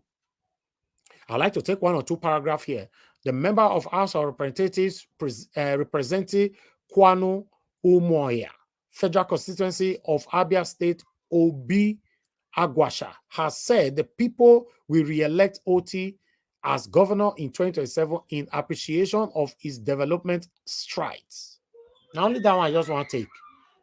Except to not want to make the people's vote count as usual. Otti will not be re-elected. But if we don't want to make his vote count, make I see how I want to remove him. Good morning, good afternoon, good evening to every one of you. That's all I have for you guys today. I'd like to quickly take only 4 calls I'm taking today. Right now, for if I may say, only 4, because without 2 hours now, I'm still on presentation. Call start right now. Nobody's calling in now. When I give presentation, all of them they call in. When now call now, nobody's calling in. Let me go to my panelists. I'll come back to my callers later on. Thank you very much, Madam Patricia. You are the first on the panel today. Good evening to you, man. Please, I'd like you to talk to us. You have 8 minutes. Sorry, I'm not picking call anymore. Madam Patricia, are you there? Sorry, I left a comment. I left a comment. I think I was the first, but I left a comment there because of my network. Okay, yeah, go ahead. Give us a mandate. Madam Patricia is not even available. Whenever she's available, you let me know, madam. I'm not going to come back to you again. Just indicate I'm available, but let him speak. Thank you. Okay, give us a mandate. Talk to us, my brother. Good evening to you. Thank you very much. Good evening to Mr. Elvis. Hopefully you had a good weekend yesterday. Was not able to come to the field. Oh, today not really Monday. Sorry. My brain. I not say what gonna put for me. I know they remember weekend Monday sometimes. Happy new week to every one of you. Me know your I God. What you call the happy now? It is a small thing to give somebody Obatabia. Let me small thing to give you Obatabia now. To be honest, I don't remember when that was last weekend. I don't even remember. Now you go appreciate the work we Oba talk about they do for Benin. Now you go appreciate them because you say na chief now Obatabia. So if you don't remember, maybe the chief for the palace, they remember for you. People like Chief Alice, Chief CM, they are one of the high chief in this city called Niger Watch, and the chief of Batabia is Mr. Elvis. I greet you, sir. Thank you for all that you do. God bless you. God bless your family. God bless Niger Watch family. Mommy, that's why I greet you. Finally, I greet everyone. Wonderful week, blessed week. In the name of Jesus, this will be a week of blessings, promotion, and success. And Nigeria too may be revived this week. We can't tell, but we trust God that this will happen in Jesus' name. Thank you very much, Mr. Elvis. Honestly, I do appreciate it. Every time you call me and then the door is open, is enough to thank God that even this media is always open every day of the week. We were here all through last year. We are here again. Despite going for vacation, you still doing this. So any day the door is open here, is all glory to God. Thank you very much. Well, on the issue of Abia State, let me quickly talk to that. That Benjamin that spoke, that you read his news earlier, was one of the people that told the people in the southeast not to engage in in protest, right? I think he's a member of the House of member of the House of Rep, and I think maybe he's a speaker possibly, but I think he's one of the member of the House of Rep, if I'm correct. Now, and I think what you said, Mr. Ellie, is just cap it all. That except they rig the election, what Alex Otti has done in Abia State is enough to bring him back, not just for second term, but for maybe until first term, until Abia says, okay, you know what, we have seen enough of you, Alex Otti. Our state has now become Dubai. Let's give a new hand the job to do, because we have taken us to Eldorado. We cannot begin to look for younger generation. Except that. Let me remind Benjamin that as it stands today, the Edo election, whenever we are making reference, even the PD APC, they will tell you that, oh, Aswe Okweolo, they are like Alex Otti. And you ask them, how is that possible? Because the last time I checked, if a woman give birth to children and the woman cannot quickly trace they cannot trace the father of the children, they say maybe it's Ajimobi, or they are children from either different fathers. This one is not even correlated. How is LP correct with PDP and APC? That Aswe all of a sudden, Aswe people are asking that Aswe is like Alex Otti or Peter Obi. How is that possible? The last time I checked, Peter Obi was not in government for 16 years. He was a governor on his own. He was not a government proxy. He didn't start on any economic team in Anambra before he became president, before he became a governor of the state. He didn't give any economic advice to the governors of Anambra before he became the governor. And we saw the rest, that what he did in Anambra, the rest is history. Now even ask yourself, like when somebody vomits, you now bring Okweolo, the man that they are still asking if he can even use the ash of bottle to write his name. You are now comparing him to Alex Otti or Peter Obi. Sometimes I just wonder how you can compare such a character to His Excellency Mr. Peter Gregory Obi or my governor, Governor Alex Otti in Abia State. When something better, people go on associate with them. Say I talk last time. Say your success, your award, we can easily trace it. There are time stamp to that success. Alex Otti's success in Abia State, you can easily trace it, Mr. Elvis. Matter not reach where we'll talk well now. Let me remove my seatbelt and talk well now. Alex Otti's success in Abia State, you can trace it. There are time stamp to it.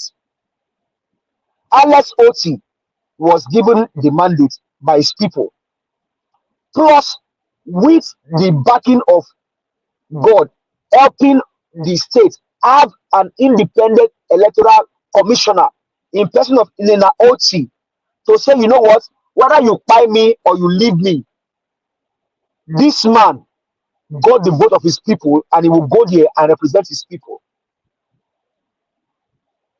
How does that juxtapose with what we are doing today? Asher was talking about election, don't come.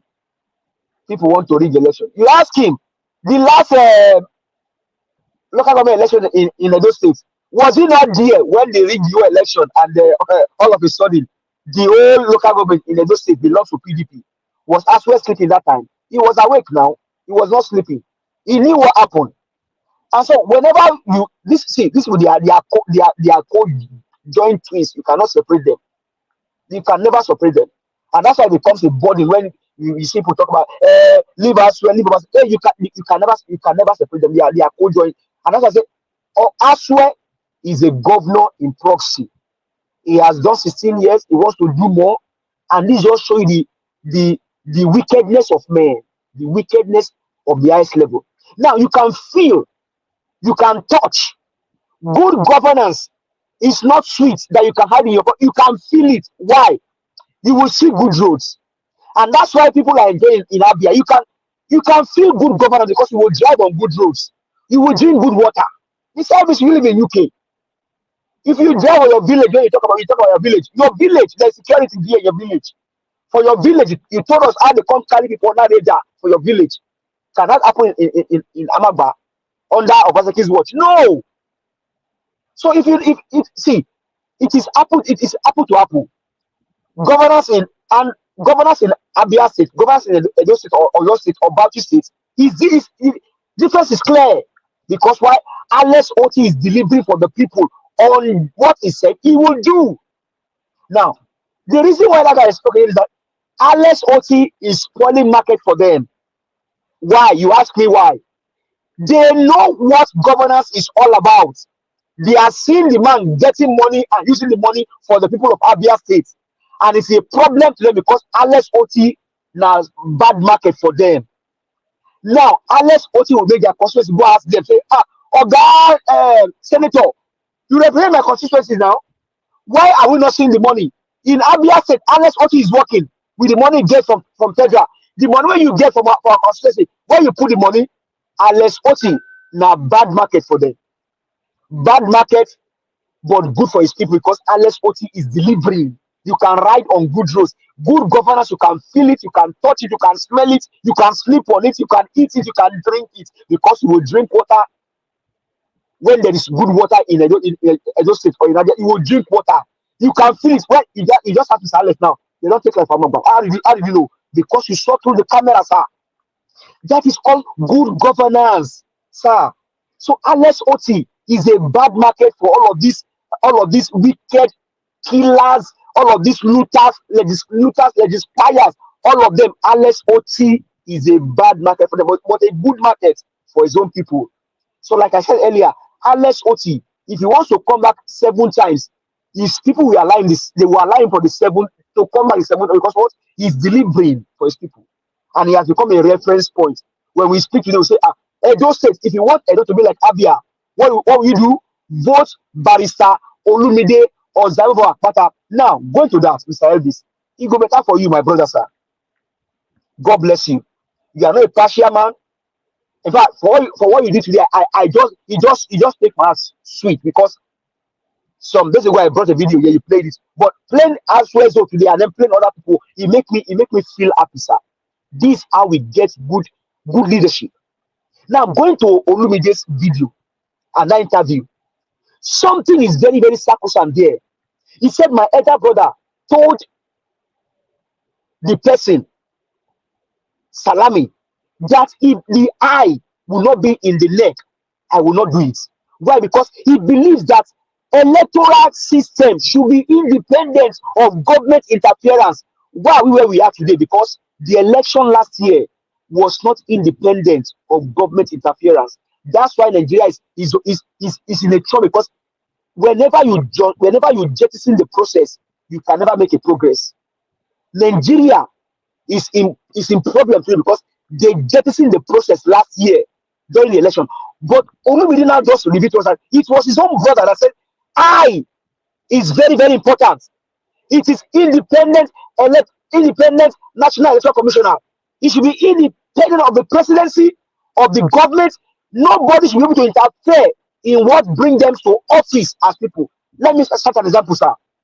In the US, during the election year, Donald Trump called the electoral commissioner in Georgia. He said, sir, please, can you look for vote for me? Start for vote for me so that I can match up with the vote of Biden. And the man told him, you dare not do that. You cannot do it. You cannot do it. Because why? The body is independent on its own. Now, look at that. Look at the pedigree of that family. Look at how robust that family is. From INEC to judiciary to MBA, you can see good name better than silver and gold. We can trace the history of we can talk about Mr. Elvis and Onyedigi, how he stands out. How he stands out. Your son today can come to America and see me at the airport and say, my name is this, the son of this. You think I don't rush carry him, say where you want to stay. Because why? You don't give good name, good legacy. That is what Olumide said. Now, look at the family that is in government today as governor. The brother came here to speak the other time. It was boogaboo. See, these things are not far fresh from each other. These things are fundamental. They are sacrosanct. What you do today will be an history tomorrow. And that's why we should strive better to leave a good legacy in what we are doing. So, people, in summary and in conclusion, Alex Otti will rule as much as he wants to rule.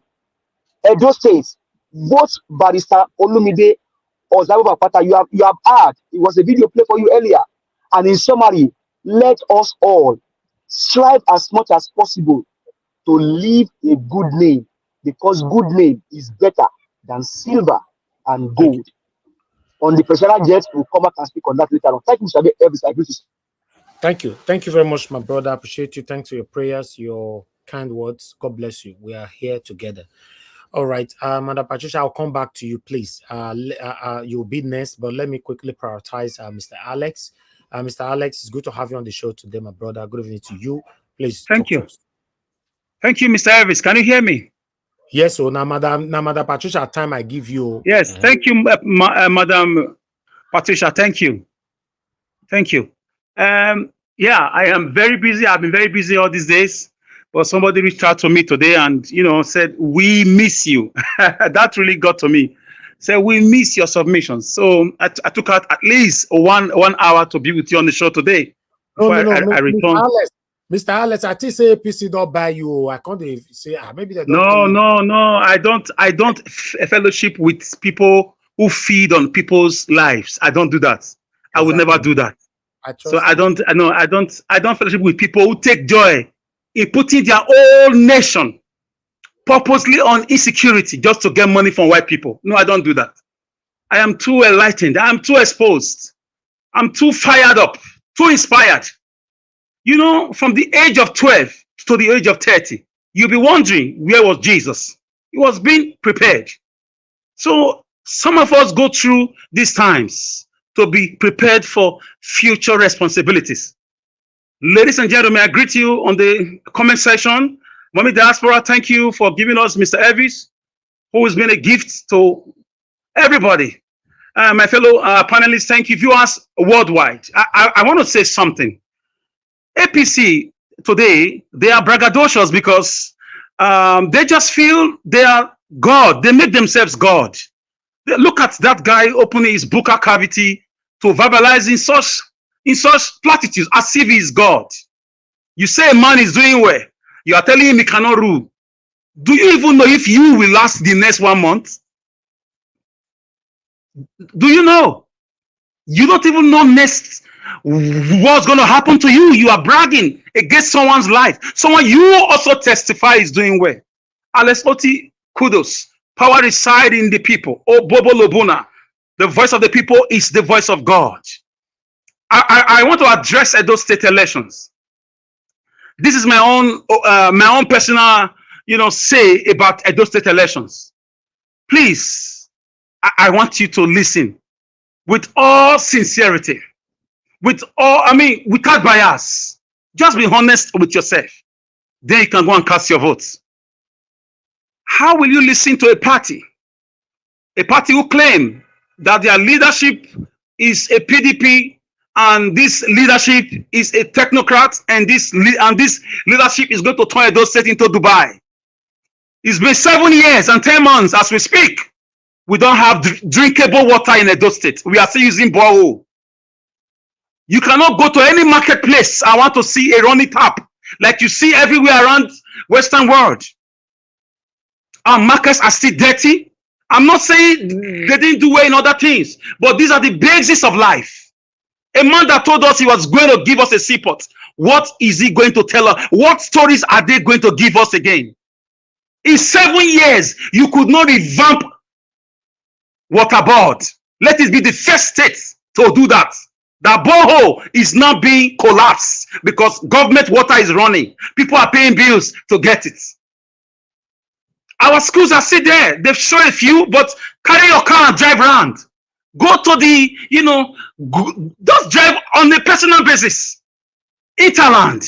Check the bad and terrible, horrible state of schools, primary schools. They will not show you all that.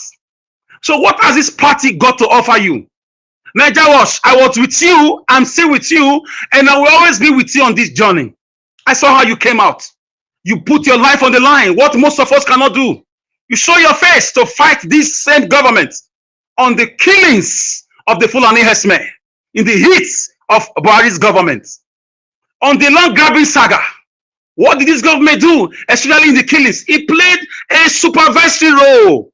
No press conference. Nobody was arrested. Nothing like, don't kill my people. Buhari, if you need war, I'll give you war. Legally or physically or in any case, don't kill my... The government was quiet.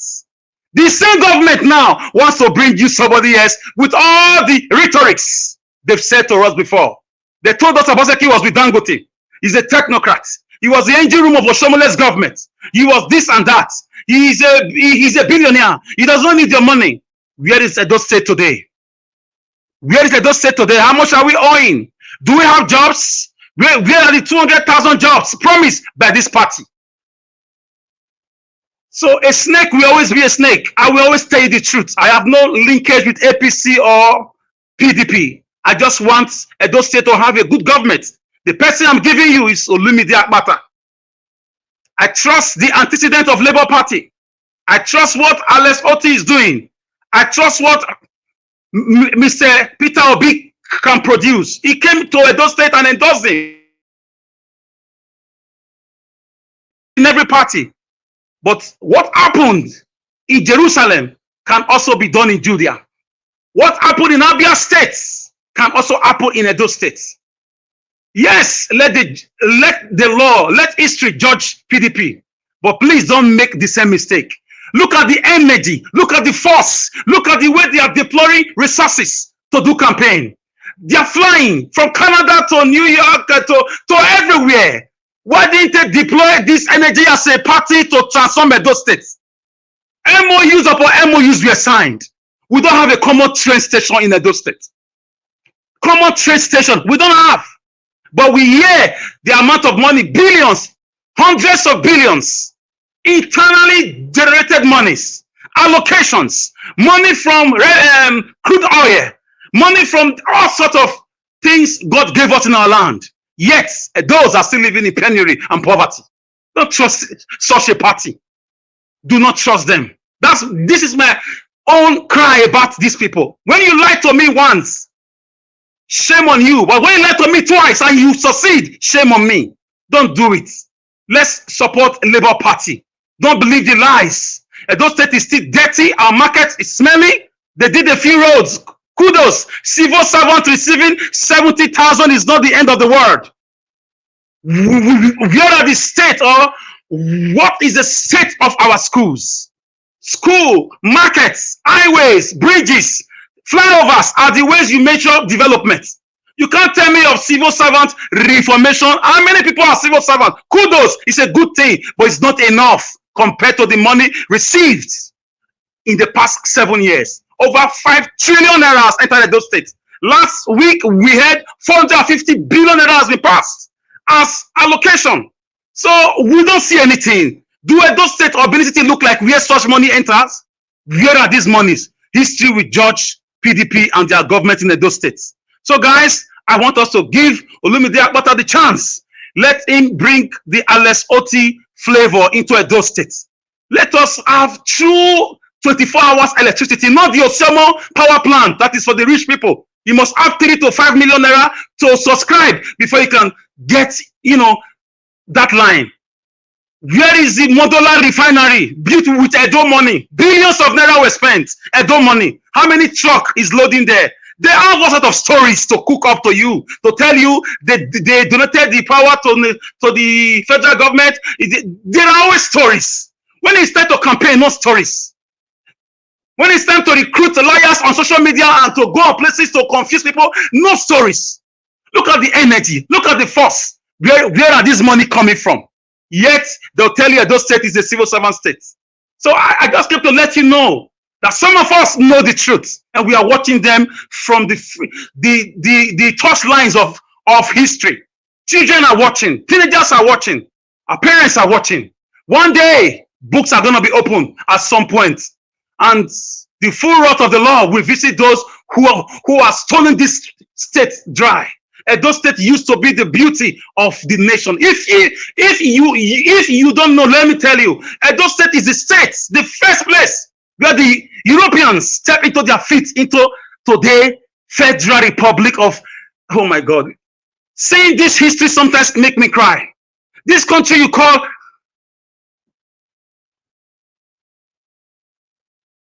can you hear me? I think I'm being attacked now. Can you hear me? Yes, we can hear you. Go ahead. Can you hear me? Mr. Alex, we can hear you. Can you hear me? Yeah, we can hear you. We can hear you. I think it's a network now. Okay, maybe you have issue on your end. Can anybody hear me? Yeah, but we are talking. You are not God, hearing us. I'm being attacked. Okay. Okay, Mr. Alex, you need to come back again because we can hear you, but you can't hear us. So let us come back to you. Maybe the way to the talk. But I can hear you now. Can you hear me, sir? Can you hear me? Yes, I can hear you now. Yeah, okay, I think I was attacked. Okay, yeah. let me just try and round up. Please don't believe PDP. Don't believe PDP. Don't believe APC too. PDP and APC are the same. And those have been through a lot.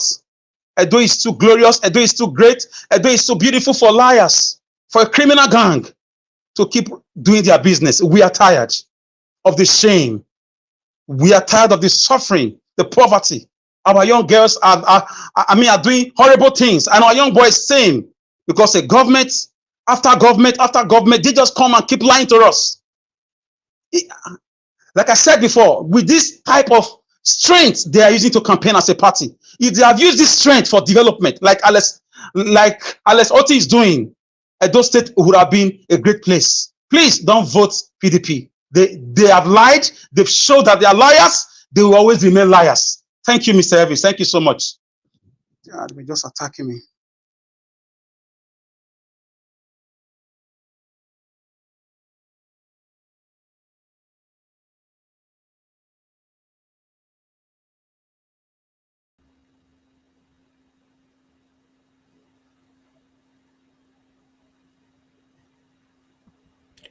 Is Mr. Alex there? Okay, I guess you are done. Yes, I'm done. Thank you. It's like they're attacking me. Thank you. All right. Yeah, we'll be with them. We'll Thank see. you. All right. Madam Origin, thanks for calling in, man. Good evening to you. Please talk to us. So this attack, God help us. Mr. Niger Watch, on one of Nigeria. I greet you, sir. God bless you. Thank you, man. And thank you yesterday when you say you don't still scatter anything, and I'm like, oh my God. Okay, I cannot, join the forces. I'm always, one of the things that attracted me to your platform, which you can find anywhere, it's only this one, is because I see, even as I stumbled on it, I see you're not a bigot, you're not tribalistic. You are indeed one of Nigeria. So I will not say anything, no matter how mad I am. I'm not going to say anything that would deplete the standard that you set. So thank you. Thank you, ma'am. I want to say something very quickly because I know the platform is full. I greet everyone. The original Mama, Mommy Diaspora, I greet you, Mama Diaspora. God bless you. God bless the panelists. God bless all the ninjas. God bless everyone that is out to see good governance, however it comes. You see, I want to very quickly address what is going on.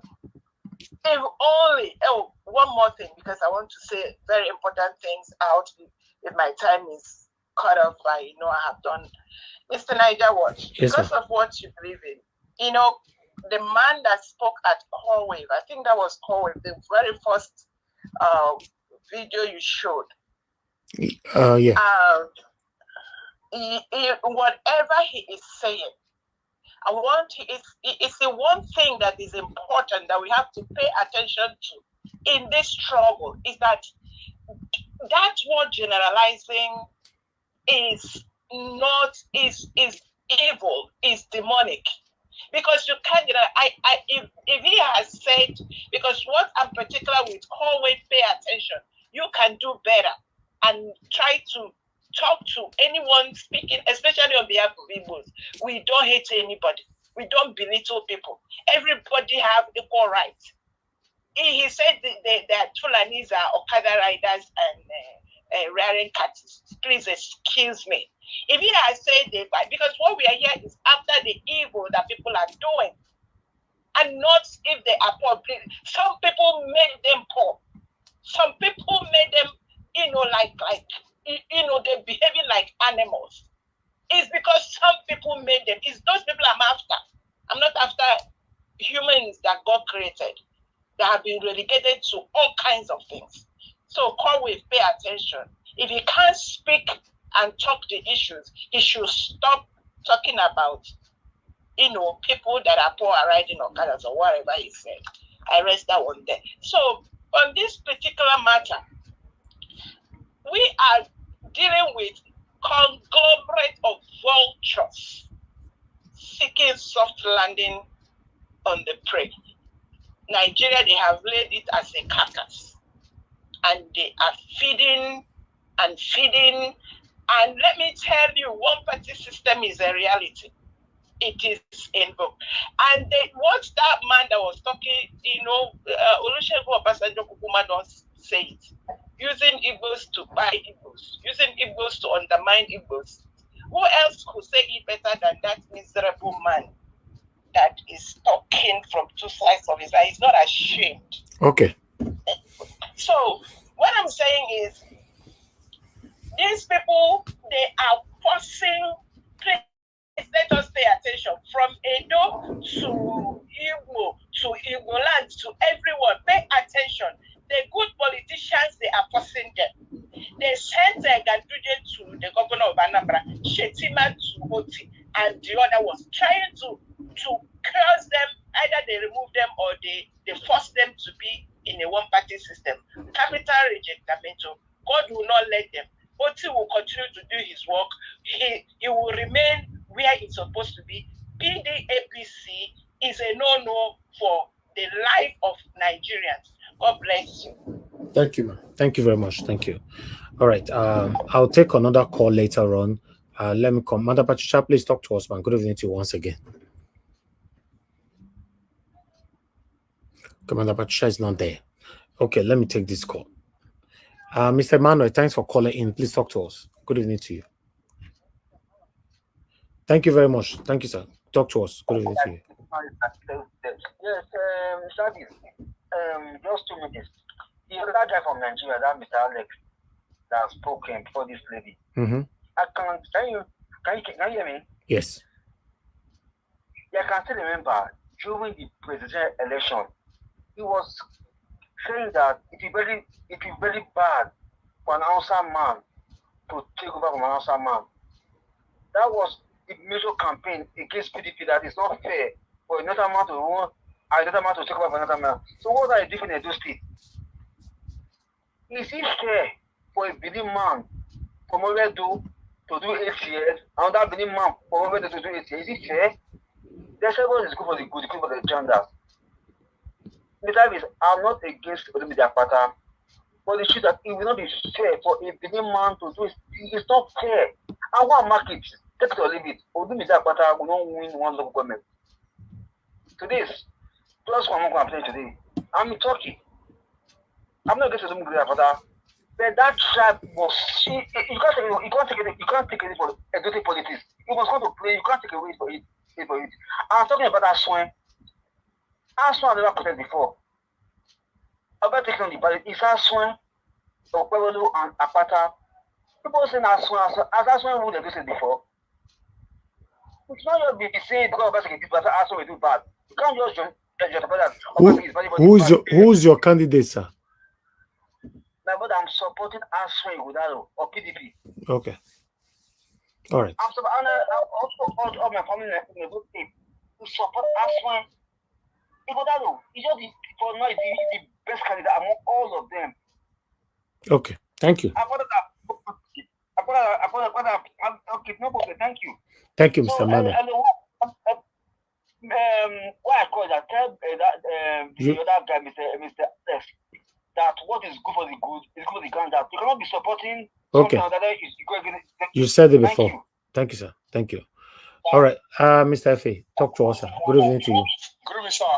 Thank you, Mr. F.A. Go ahead, Good evening, talk sir. to us. Where else Nigeria was? Thank you. Baba, thank you because you know easy. May I praise you? You know easy. And God will bless you. You know easy. If you easy, why me not do one? May I start for that? Thank you. So why me call? Just if you see Ogogoro and water, if you never put that for mouth, you not gonna know the difference. You understand? There's no candidate when you take when anybody you take compare Aswen. I never see Aswen not the right person. Again, I want to use this opportunity to thank the last caller before me. May God bless you, my brother. I'm not here for sentiment. I'm just saying the right thing because of what I see.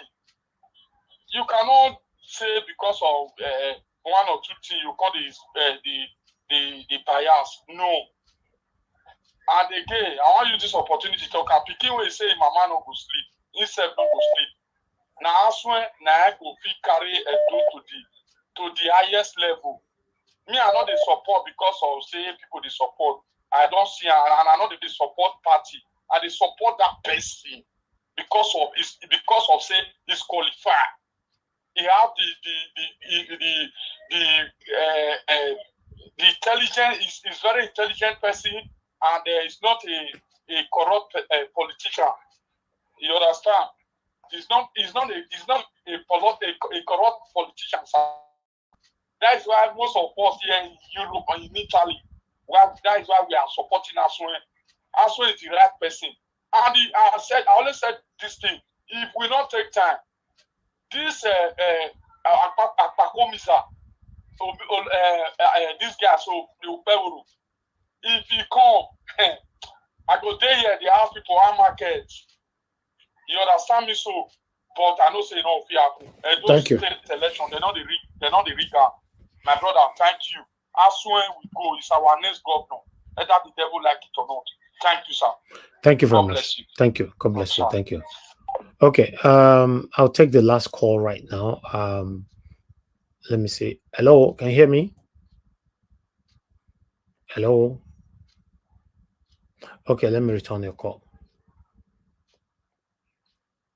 Guys, thank you very much, Peggy Modi, for the super chat. God bless you, man. I really do appreciate this. Thank you very much. Thank you very much, madam, for calling in. Please talk to us. Good evening to you. Hello, caller. Hello? Yeah, go ahead. Yeah, I can hear you. I just want to add my contribution. Good evening, everybody on the platform. Good evening, Mr. Elvis. Thank you, ma'am. Thank you. I just want to say thank you for your boldness, for taking up this, this task of speaking the truth about Nigeria, specifically about Edo State, because it takes a lot of boldness to come out and stand up for the truth and for what is right. You know, I just want to say thank you. May God Almighty give you the strength to continue. And may God bless your family and your home. Amen. I just want to add my voice to two things. One, more the APC. I call him more the APC. It's so funny. I can't just imagine in this time and era, somebody like Oshomole, who is well read, who have attained such a position, will bring somebody like that, who is not accurate, who is not who is not composed, cannot even speak. You know, even when I was in the comment section, I just compare him with Mrs. former president wife, Mrs. Patience Jonathan. At least, yeah, she can speak pidgin English, but she can be able to coordinate herself, and somebody can be able to understand. Can you just imagine a governor candidate of APC saying, "Oh, your resources"? It doesn't make any sense. That's on one side. I just pray. I'm just using this medium to speak to my Edolites. They should not vote for APC PDP. Why? Because of their antecedent. You know, we cannot continue like this. If they vote for any of those parties, We are 100 years going backward. 100 years going backward. I could just see among all the candidates, it's only Olumide Akpata that I see as somebody who is bold enough that can be able to take that state. I want to chip in a bit about, Benin politics. My late father was a politician. There are some people in that Edo state that are chieftain. Even though if you are good, even though you mean well for the people, they will tell you cannot be able to do anything in that state except you come and see them, except you give to them. But with man like Olumide Akpata, how will I say it? Somebody who does not give a damn, that can be able to stand, and face what needs to be done. That's the right person for Edo State. That's my contribution. Thank you very much, Mr. Thank you. Elvis. Thank you very And much. God bless you. God Bye. bless you too. Thank you. Okay. Callers, I'm done. I'll come back to you guys again. Let me quickly move on to the next person to speak to us. Madam Patricia seems not to be available. I'd like to move on to Mr. Jonathan. Madam Rita. Madam Rita, thank you very much for joining us. Good evening to you, man. Please talk to us. Yeah, thank you very much, Mr. Elvis. Good afternoon, my lovely mommy diaspora. Yes, good afternoon to everybody in the panel. Dr. CM, I see you. And my brothers and sisters in the comment section, Mr. Joseph Oji, greet you especially too. First of all, listening to EJ Abonaima was very painful to hear, Mr. Elvis. I just couldn't wait for that show to end. I was so happy when you kind of stopped it because, I don't know, it was just too painful. And I don't know, I want to say this with all due respect, to people who are going through this kind of condition. It's not a form of mockery in any way at all. It's not a form at all. So I'm saying this because I'm very careful what I say, what I want to say now. I think Monday Okpebolo, this is what I'm saying. I'm not a professional in any way, but I have seen people who do this kind of work and assess, a child who is maybe has some form of disability, in speech and in expression of self. So when I see Monday Okpebolo speak, what I see is dyslexia. That's what I see. And for a man who is an adult, behaving like that and the way he speaks, I'm not saying he's not intelligent in any way. He just has a different way of assessing, analyzing words and understanding. So that is what I see. I might be wrong before the professionals come and attack me, but that is what I see. Somebody who is dyslexic talks like that or cannot even express themselves. So any doctor who is a professional, can prove me wrong, or maybe it's something, another name that is similar to that. I don't know, but that's what I see. Because in every governance, you can have physical challenge. We've had American presidents who was physically challenged with his legs. So there's nothing called disability, because everybody has an ability, just in case. You can have that, you can have some sort of physical challenge, you understand? But when it comes to governance, your mental capacity cannot be challenged in any way. It has to be screwed in the right direction. Your sanity has to be on point, because being in those kinds of positions, you are making decisions, policies for people. So you cannot have somebody who is not really coordinated in thinking and in expression.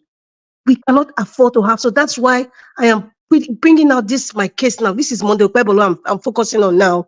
We cannot have such a person being the governor of Edo State. We cannot have such a person being the governor of Edo State.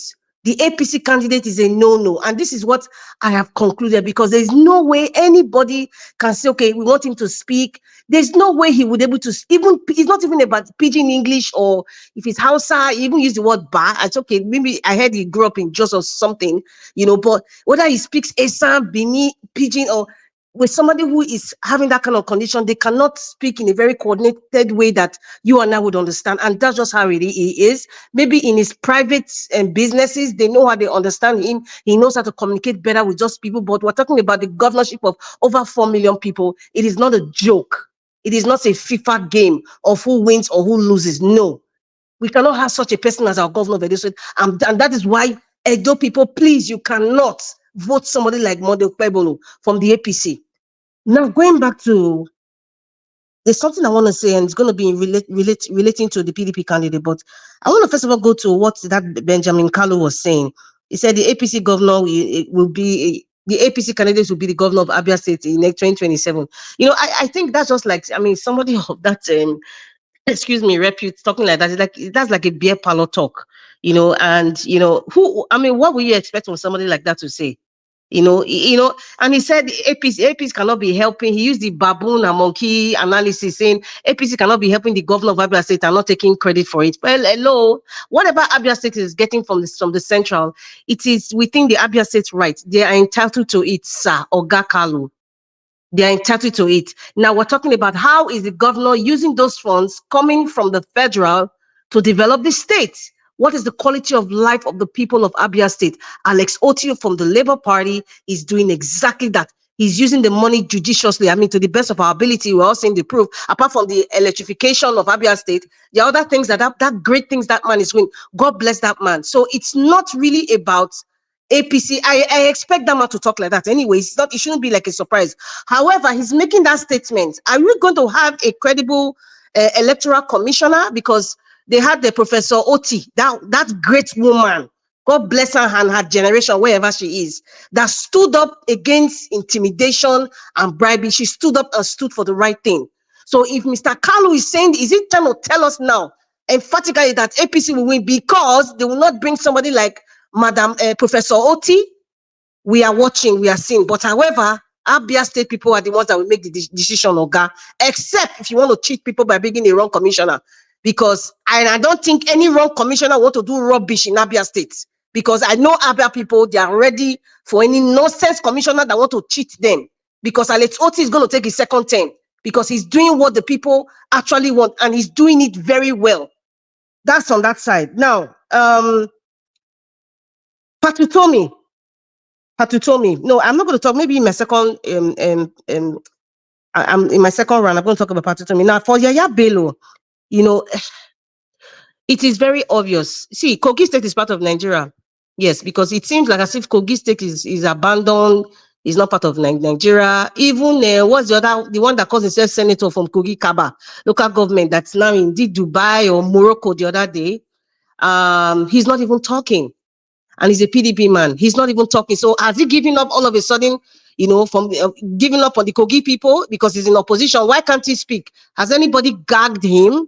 Has anybody threatened him about the properties, Dino Melaya, whatever it is they call him, the properties or whatever he's doing? Is that why he's quiet? Because we expect, you know, the braggadocious person like Dino to be talking and be screaming above his head about Yaya Bello and the nonsense that's going on in Kogi State. He's been silent. So you see, people, these politicians, only when it favors them, they talk. When it doesn't favor them, they don't, or when they are threatened by the atrocities that they've committed, they keep quiet. Dino Melaya is a total example of what we have just seen happening in Kogi State now. All he's doing now is showing himself in Morocco and Dubai, showing off his wealth, and then people think it's okay. It is a lesson. It's not just about Dino now. It's to tell you these people don't give a rat's behind about you. Whether they're educated or they're not educated, they don't give a rat's behind about you. And the people from PDP or APC, they are all the same because Dino was once in APC, he went back to PDP. Oh, he was in PDP, went back to APC, now he's back to PDP. So it's just the same old thing, same thing going on in Edo State right now. Same thing going on with all these celebrities that they paid money to. I'm not going to say allegedly, Mr. Elvis, because I know all these celebrities that they pay that come to talk and say support person, this and that. When there are serious issues, you don't really see these people come out. So now election is out now, they are coming out, so they are being paid. If they're being paid, let them say it out. It's not about allegedly. They should come and ask me. They are being paid because because they'll tell you I am just being paid to do my job. That's the angle in which they come, and they don't care what anybody says. We all know the true celebrities who actually come out. They care for the people, and they come out when they need to come out. Now for Yaya Bello, I think is just protected by the caliphate because those people were saying if they see but the man from Bodlon do something about Yaya Bello's case, then they will tell him the location of Yaya Bello. Let me tell you, the federal government, they know where Yaya Bello is. The caliphate is protecting him, plus it's whoever his godfathers are. They're protecting him. And the EFCC chairman, Olanikpekun Olukoyede, I don't know, please, sorry if I didn't pronounce it well to my Yoruba brothers and sisters. You made a declaration and said if you don't catch Yaya Bello, you resign. You have Oga, how far? Mr. Pastor, how far? We are still waiting, and not. In fact, Yaya Bello's case has gone to is a court case. You want to look at the criminal case? That is a court case file there, and time would pass, nothing will happen. In fact, they were right. Yaya Bello has made the EFCC so irrelevant, and there's something very fundamental with what those men were saying, which is kind of close to what we're experiencing in Edo State, if not across Nigeria, but I'll use Edo State as a case study because that is my state. They said imposition. Yaya Bello imposed somebody as governor for them. That person also imposed his son, allegedly, because we haven't seen any DNA test to say that person there is the governor's son, has imposed a, what do you think that means? Adams Oshomole, former governor of Edo State, imposed Governor Obaseki on Edo's people. Adams Oshomole imposed Governor Obaseki on Edo people. Now, Governor Obaseki is imposing. I'm very specific with my words. Governor Obaseki is imposing Aswa Igodalo on Edo people. And also, Adams Oshomole is also Adams Oshomole, I will add this with it because all those are APC leaders. They are also imposing Monday Okpebono to Edo State. So what do you think the result will be? My people, I leave that answer to you. It is not about who read book pass now. It is simple logic. I don't know if Mr. Jonathan or somebody that said something a few days ago, like there's some things that are just simple logic. It's not, you don't even need like a PhD holder to just look at the permutations of what is going on. Imposition, it's like you're not even reinventing the wheel. It's a continuum. The characters are the same. What they change is either the face or they change some sort of, they bring this tribal thing now. As my brother that called and say it's Edo Central Turn because Mr. Alex once referred to why will I have some. I mean, I don't want to even go there with that kind of logic. I really don't want to even go there because I remember Black Panther once said this is an evil mentality from the PDP originally that has spread across the nation and people look at it that is a normal thing. May God help all of you. May God help all of you. And if I still have time, I might talk a little bit of about yes, the man that was talking about the NDIC. What is his name? Honorable. 1 minute okay, left. Honorable Dr. Abdul Karim. Is it Abdul Karim Abdul Latif? You know, who was talking about bringing. He went to TBC. That's Tinubu Station. If you read that, I look at the man's resume. You know, it is a fellow. What he has over 60, whatever. Fellow here, this, that, Alpha here, blah blah. Former commissioner Lagos. That is a typical protege of Bola Ahmed Tinubu. Don't leave it. Everything that he said there, I was just laughing. Because what I saw there was Nigeria is like a combat ground, and who are the combatants? The political elites, the caliphate, and some unknown non-stakeholders that we do not see internationally and locally, especially locally. They're all scrambling and fighting for using the same constitution or due process or whatever process that was there. They're all trying to look for superiority. That's what it has nothing to do with the people. He's coming out to say some senators are not, it's not all senators that are corrupt. Oh, sir, so you know some senators are corrupt. Okay, fine. You did nothing about that, but you came to now tell Nigeria to support the man from Bodilon because he's your Oga. Oga, we too know you. You are a protege of the man from Bodilon that's sitting in Aso Rock. And you are there as usual because you're all looking for legitimacy. You are there as usual to tell us, to make it seem as if you guys are doing so well. The NDIC, you know, they don't have authority because, you know, through Emefiele, you know, they've made it seem like any decisions they make in terms of promotion, they have to take authority from the CBN. The only thing I can say here, because I don't have enough time, is Emefiele allowed himself to be used by the caliphate because of his selfish ambition. Selfish ambition, whatever it is, apart from the presidency he wanted to be. I've never seen a CBN governor that wants to be president while even seeing a city. It just shows you the rascality and the hegemonious nature of Nigeria. I will stop here for now, Mr. Elvis. Thank you. Thank you, Mandarita. Thank you very much for your submission. Okay, let me quickly move on to the next person, which is Mr. Jonathan. Mr. Jonathan, thank you very much, sir, for joining us. Good evening to you. Yes, I'd like you to talk to us. Thank you, Mr. Elvis. Good evening today. I greet you. God bless you, Mr. Elvis, and for the good work you are doing. I greet all the fellow panelists and those on the comment section. Mommy Diaspora, I greet you, man. God bless you abundantly. I greet those that are listening and those that are all the callers. I greet everyone. Welcome. I just want to say this. When Madam Rita said something, yeah, she was referring to a comment. I think I made that comment when I said Nigerian politicians are too very easy to know what they are doing. They think they are smart, but they make it so easy for people to know, at least intelligent people, to know, to see their wickedness, their cruelty. It's so easy to identify. You can see it in broad daylight. But to them, they are thinking that they are hiding it and they are doing it in a very systematic, way. But because of the corrupt nation of the state of Nigeria, Nigeria is a country of deception, is a country of lies, a country that is chronically lawless. We have a government that is lawless both locally and internationally, to the point where they believe now. They lie to themselves and they are now believing it. This seizure of the presidential jet, or whatever you want to call it, they are even thinking in their head that they have a case somehow, somewhere, comparing it to other, previous cases. And you see there some of their surrogates even coming out to say something in that, in that direction.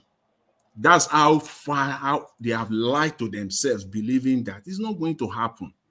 You will pay the money. You will pay it. Let's say the truth. Let's say the fact. Nigeria will pay the money. Or you negotiate.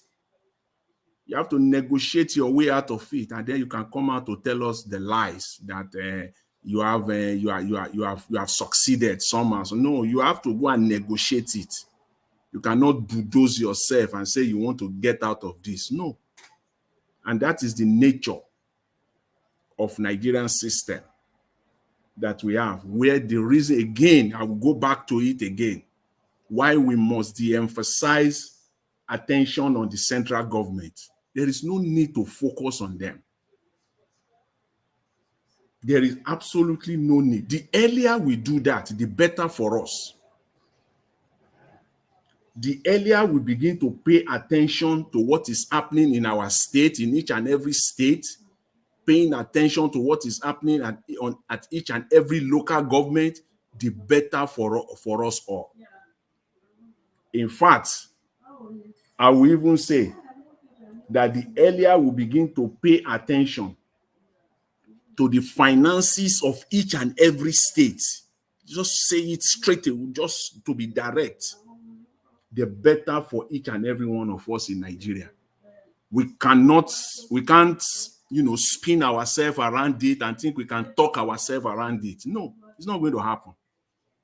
We must pay attention to what is happening in each and every state, each and every local government. That is the only time that we can have progress in that country.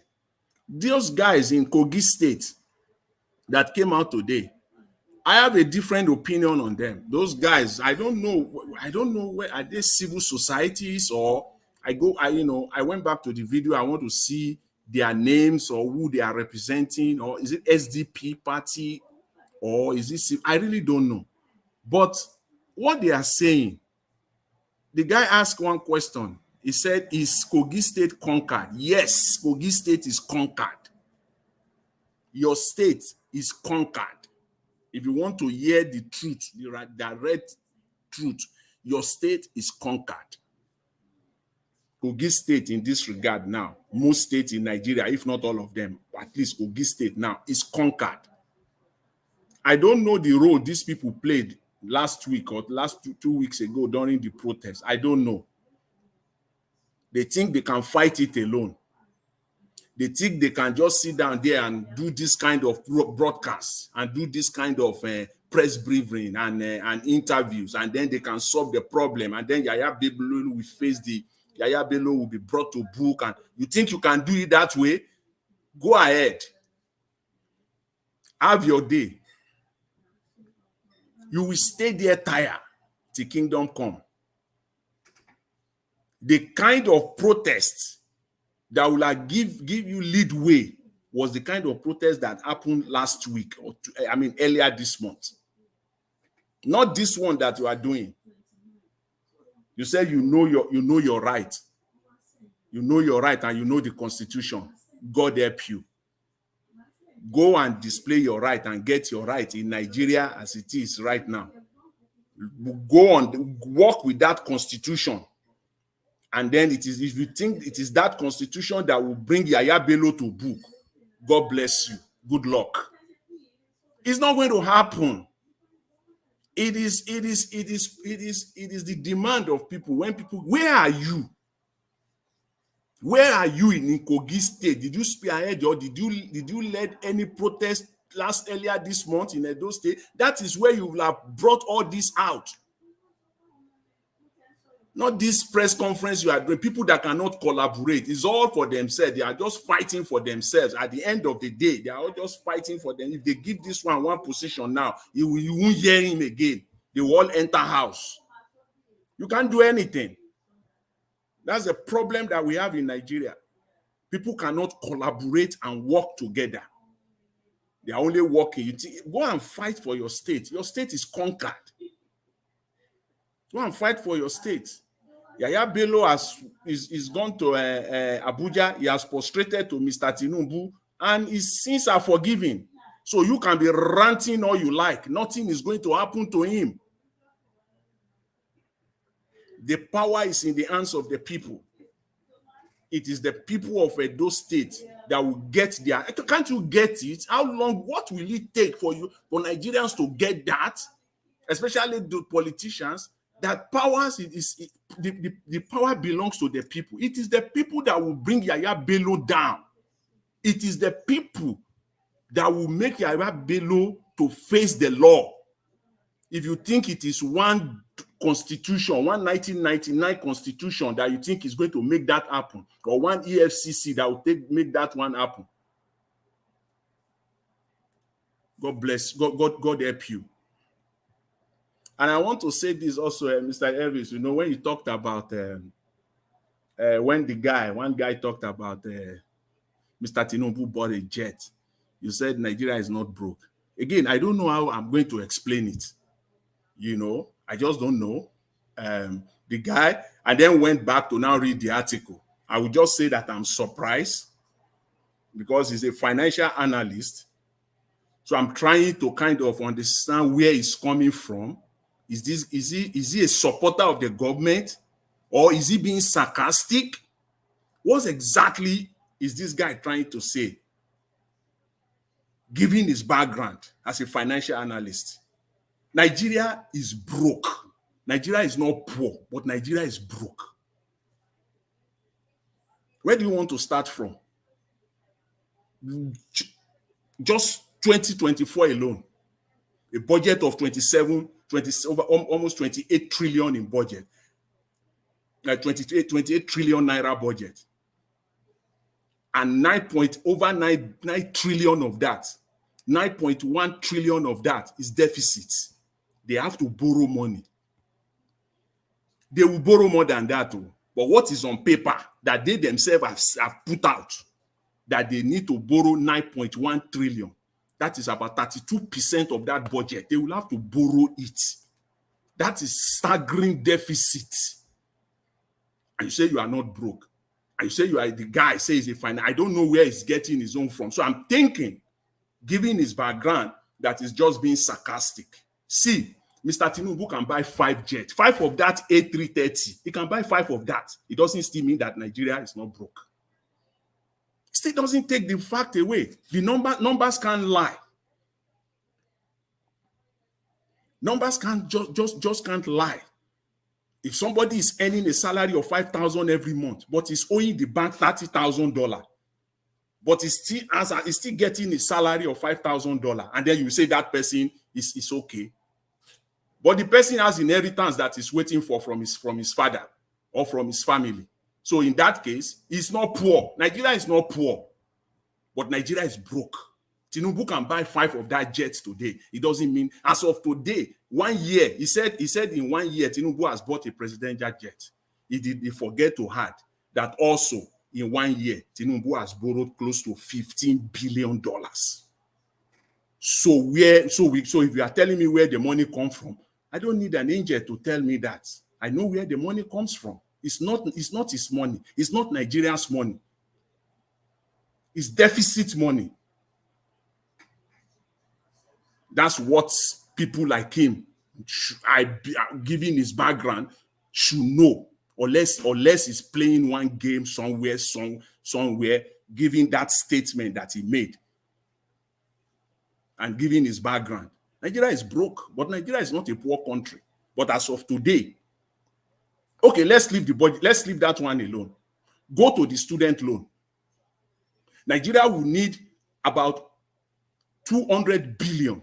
That is it, 200 billion just to service half of the students that are registered in Nigerian universities. There are about 2 million students registered in Nigerian universities. Let's say only 40% of them are getting that loan. Nigeria will still need 200 billion every year just to give them that student loan. 200 billion every year. If not that they are going to borrow money to be doing that. People are saying it every day, in the morning, in the afternoon, in the night, that there is crude oil theft. Nigeria is supposed to be producing 1.8 million. It is only about 1.1 million. The rest is being stolen. So please, let's just get it straight. These are the facts. And finally, Mr. Elvis. Thank you. Finally, I will just say this on a part with Tommy. He said something, and I will just quote him, and then I will use the next segment to talk on it, to talk further on it. He said, and I quote him, he said, "Our problem is a failed rational public conversation. We have failed in having the right conversation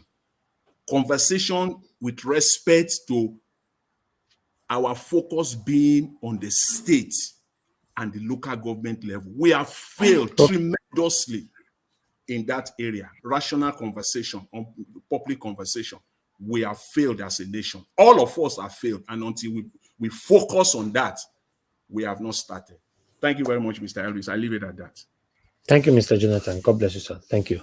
Okay, Oga, before I call on Oga Prince, I'd like to appreciate Mr. Joseph, Oji, Peggy Modi, Jaja, Jeko Obedient. Thank you very much for the support on the channel. Now, God will bless you. Now, guys, press on the like button. Let our voices go far. Oga Prince, please talk to us, sir. Good evening to you. Yeah, good evening, my brother Elvis. Thank you. Good evening, my fellow panelists. Good evening to Nigeria. Yeah, depending on where you're watching from. Yeah, I appreciate every one of us for our contribution. I just want to speak concerning, is it the Deputy Speaker of House of Rep? Sometimes when you see these people come out to speak in public, there is something that is giving them the power. What is the power they have? They still believe in rigging, using power of incumbents and the federal might to take over power. Similar thing, I'm looking at Edo State. Why is APC running around and they so believe? If you look back, you can remember a video of a president told them, he has promised them, the president of a country, of Nigeria, has promised Edo people that is APC, that is going to return the state to them. And so people take that lightly. I have said time without number. I'm a man.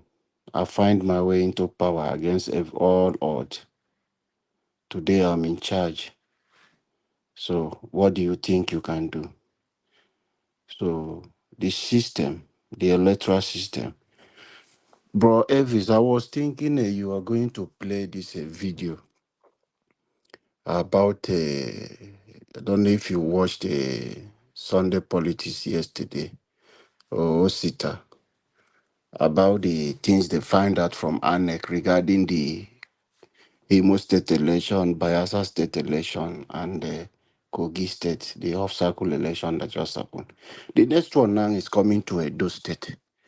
We think it's a joke. I've been crying about this thing, shouting and be talking so many media that we need to look into this. We are part of the problem.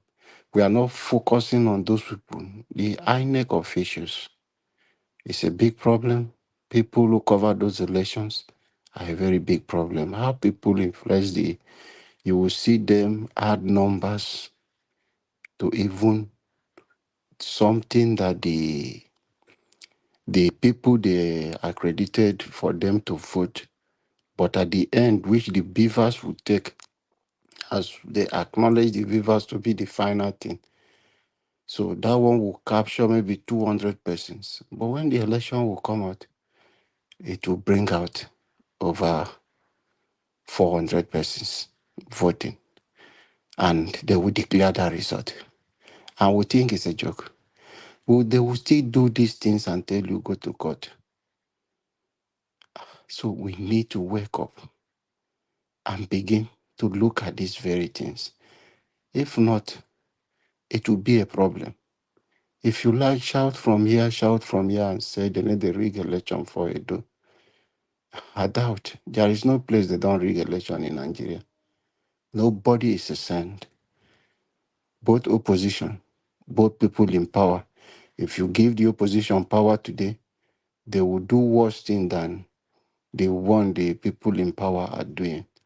This same set of people in power today, 1999, they were in opposition. They attack Obasanjo every angle. They attack Goodluck every angle. They go against every policy with Prophet Liar Muhammad. They do everything they want to do. Condemn every policy Goodluck will bring. They enter power. Nothing. They were unable to do anything to Nigeria people. We are still where we are today. They are the people in power. Subsidies for the poor people. They are the same people who came. They have removed subsidy without plan. So these are things you look. When people are in opposition, you see them talking as if they are angels. But just give them power. They become something else. So the Deputy Speaker, House of Representatives, is saying those things because he knows what they have discussed in the back room. They are taking it. The man at the top had told them, grab it, run away with it. So he's not Savalakat. He has told them. So all of them are coming with those ideologies. They are coming with those mentalities. So it is a do or die for them. So when he's saying it, they mean it. So you ask, which way are they going to take? If people are saying Lesotho is working, the people of Abia State are saying, we want Lesotho, then you wonder how this person is saying that they will take power from. So you ask where the power is, because there is something they put their mind on, where they believe they have concluded. So these are things we begin to, because we the citizens, we have this power more than these people. We gave them those power. We allow them to be in that office. We have the power to tell them this kind of things you people are trying will not stand. How do we do that? By holding people. If we start from those INEC reps, start from the collection officers, all those people are part of the problem. How I wish you can play that video that happened yesterday. I was going through that thing. I almost, when I look at it, I said, look at the country where we find ourselves. A lot of irregularities, things that is happening in our electoral system. If we can't continue like this, so there is nothing. I'm just people are saying they want to go for those state election. You will just go there and nothing will happen. PDP is ready. They want to spend money. APC is ready. They have confidence of what will happen. So you will just be thinking you are going for election. If Kia is not taken, to be frank with you, my brother, that result is already written. The election is settled. And you will be thinking, this man cannot even speak English. He will be the same person that will come and become the governor. Did you remember just few years ago what happened to Leon? The same way they packaged Leon and come, was he able to speak in Bayelsa? They used him and come and win the election. But God so kind.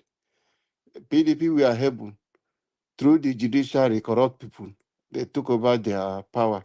As they hit Imo State a judgment, PDP pay back, look for a way, settle their own, and collect Bayelsa. So you see the system. So the same thing that are just packaging somebody, the same mistake we'll make in 21st century to allow Buhari to become a president. It's the same thing that is happening in Edo State. And you people will just be criticized, talking. Just play, you will see.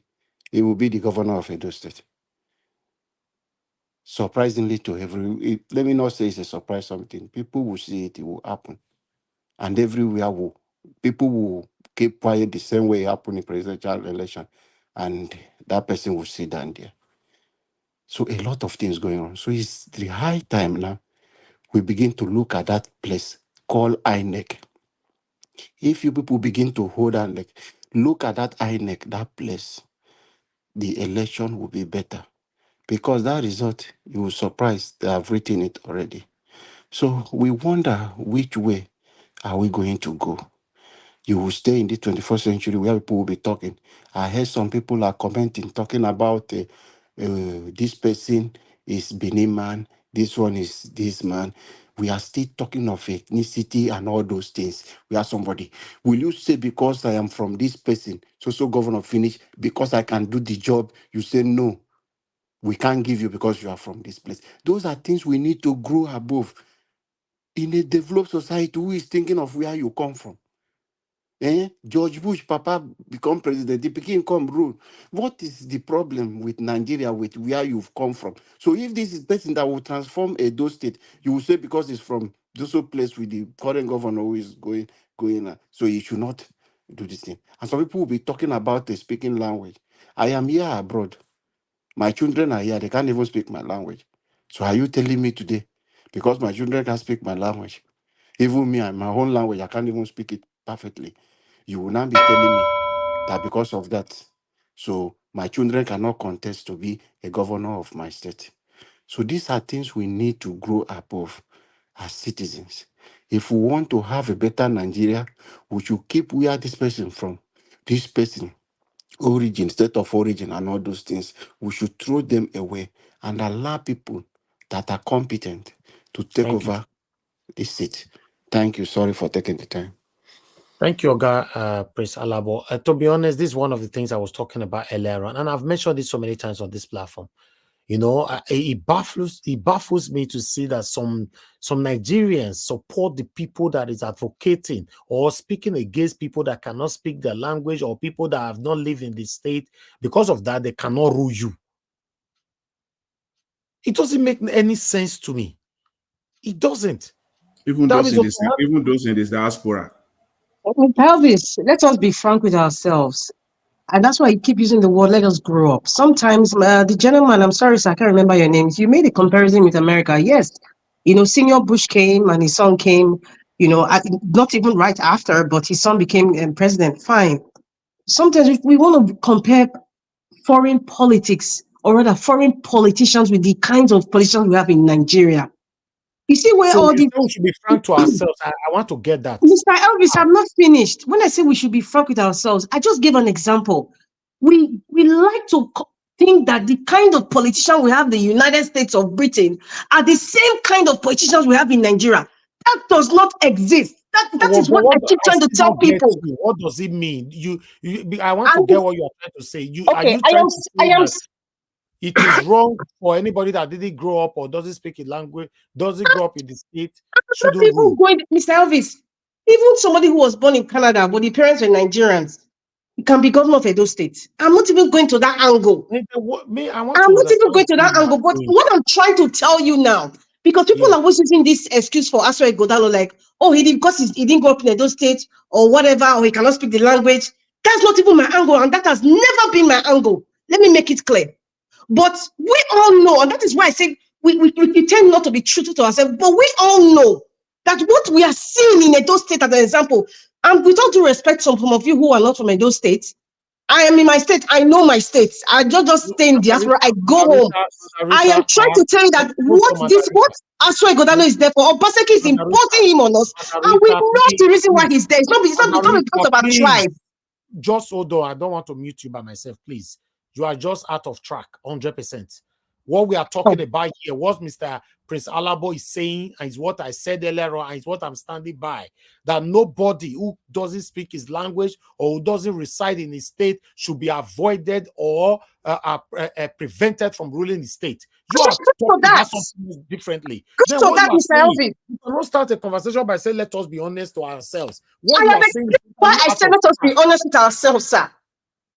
I said we like to always compare foreign politicians with Nigerian politicians. That's where I'm coming from.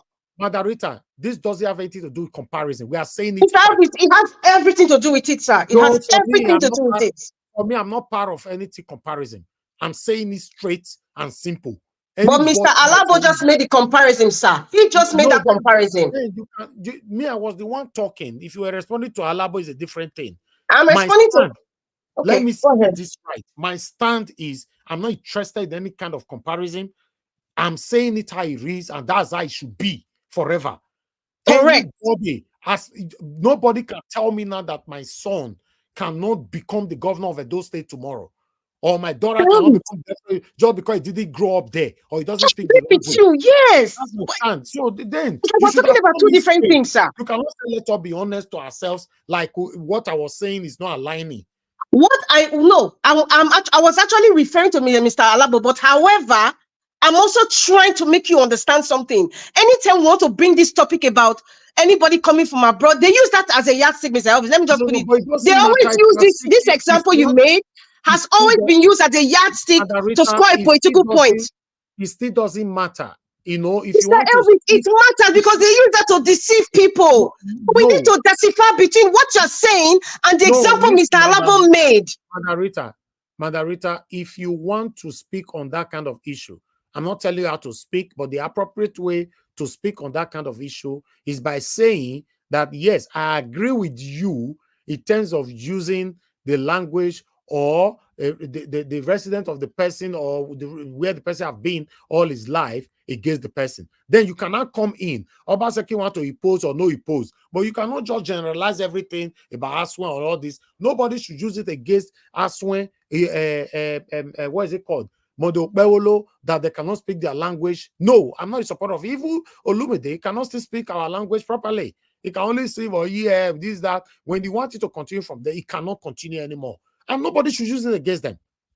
Nobody. Mr. Alvin, thank you very much for saying that, because I have said when we started this topic months ago, I said our first language in Nigeria is English language. It's English language. However, if you speak your local dialect, it is a plus sign because it kind of connects you more to the people. And I made an example of those of you who are in diaspora. Before you started anything, they said go to language school. Coming back to Edo State, I'm not saying that anybody's child who grew up in diaspora cannot come to Edo State and be a governor. No, I never said that before because I know some people are waiting to rope me into that. Yes, but what I'm saying that it has been a yardstick for Pebolo, even Olumide Akpaka, you just said now, and even Aswe. It should be stopped. That is my point. And we're comparing American politics and Nigerian politics. Thank you. Madarita, you are already wrong. You should accept that. You are just trying to Mr. Elvis, can you explain how I'm wrong? Mr. Elvis, can we clear this? How am I wrong? No, you were wrong by coming to a topic. And I'm giving a submission. You just come in by saying, let us be honest to ourselves. Then you now started saying Obaseki want to impose us. Well, no, I'm not interested about Obaseki or I. I disagree with you. Nobody can deny my child from ruling my state just because he doesn't grow up there or he doesn't speak the language. I'll forbid that on earth and in heaven. Not Mr. Elvis, I think you are twisting the things that I'm saying. Not Maybe about if you feel twisting. I I'm did still on not my present lane. it properly, but I'm my still on my point is my lane. point, and I have not changed my stance, No, sir. you are the one I that haven't came changed into my my lane stance. to say we should be honest to ourselves. What does We should be honesty got honest to to do with ourselves, what not to compare American politicians with Nigerian politicians. That's what I'm saying, because they are not the same. They don't have the character, Yes, and their consciences are different. That is that's my what I'm point, saying. sir. Who was How am I doing the wrong? comparison? Who was It's doing the Mr. Alabo. comparison? I don't know if I'm pronouncing your name well. I'm Was it sorry. Mr. Labo that was talking when you came in? That's what I'm saying.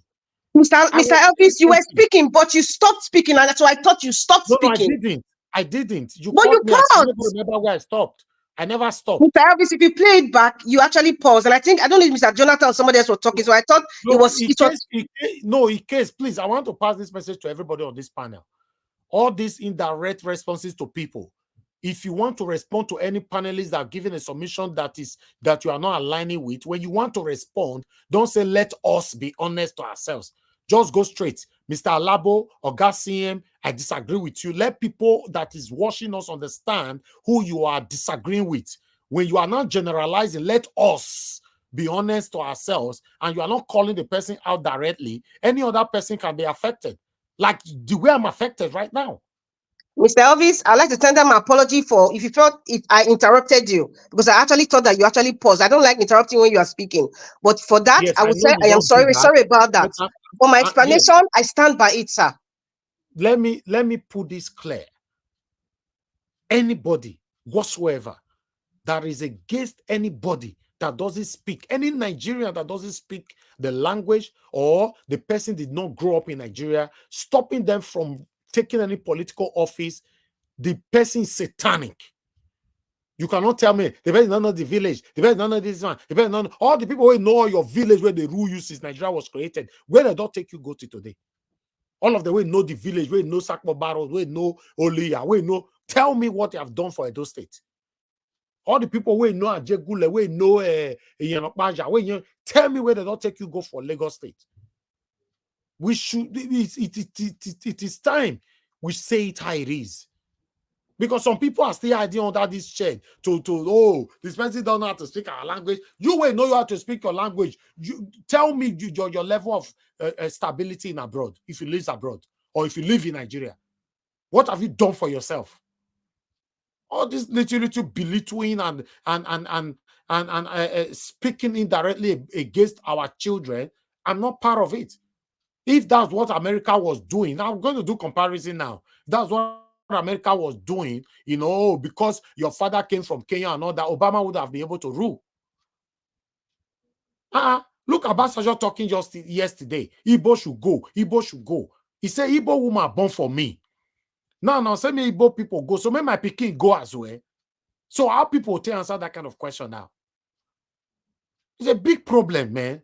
This is the part of the tribalism, the tribalistic tendency that we all are possessing in Nigeria, which is the biggest problem that is setting us all back. Person knows I'll be speaking language. For me, I'll criticize Okpeolo today, but I'll never criticize him because he doesn't speak in language. I will never criticize anybody on this platform because they don't speak their language. Let them be. My question is Okpeolo a Nigerian? Yes. Is Okpeolo a Dolite? Yes. Then, so what are you talking about? Good evening to you, man. Love God is my strength. Please talk to us, man. Thank you, man. Mr. Elvis, I wanted to ask you one question. Somebody's talking on the phone, please. Go ahead, madam. Okay. Good evening, everyone on the comment section and on the panel. All of you, everybody in Mommy Diaspora, I greet you. I just watched my brother, I greet you. As I came in, because I am watching from behind. So I saw this man that called himself that's from Abia State. And he's talking that he is promising that in Abia State, where Mr. Otti, Dr. Otti Abilito, he will not go in there. You see, this Nigeria, that is to tell all of us that election cannot even happen sincerely in Nigeria. They know they have planned it because they cannot penetrate into the finances of Abia State. It is affecting them. They don't have the means to go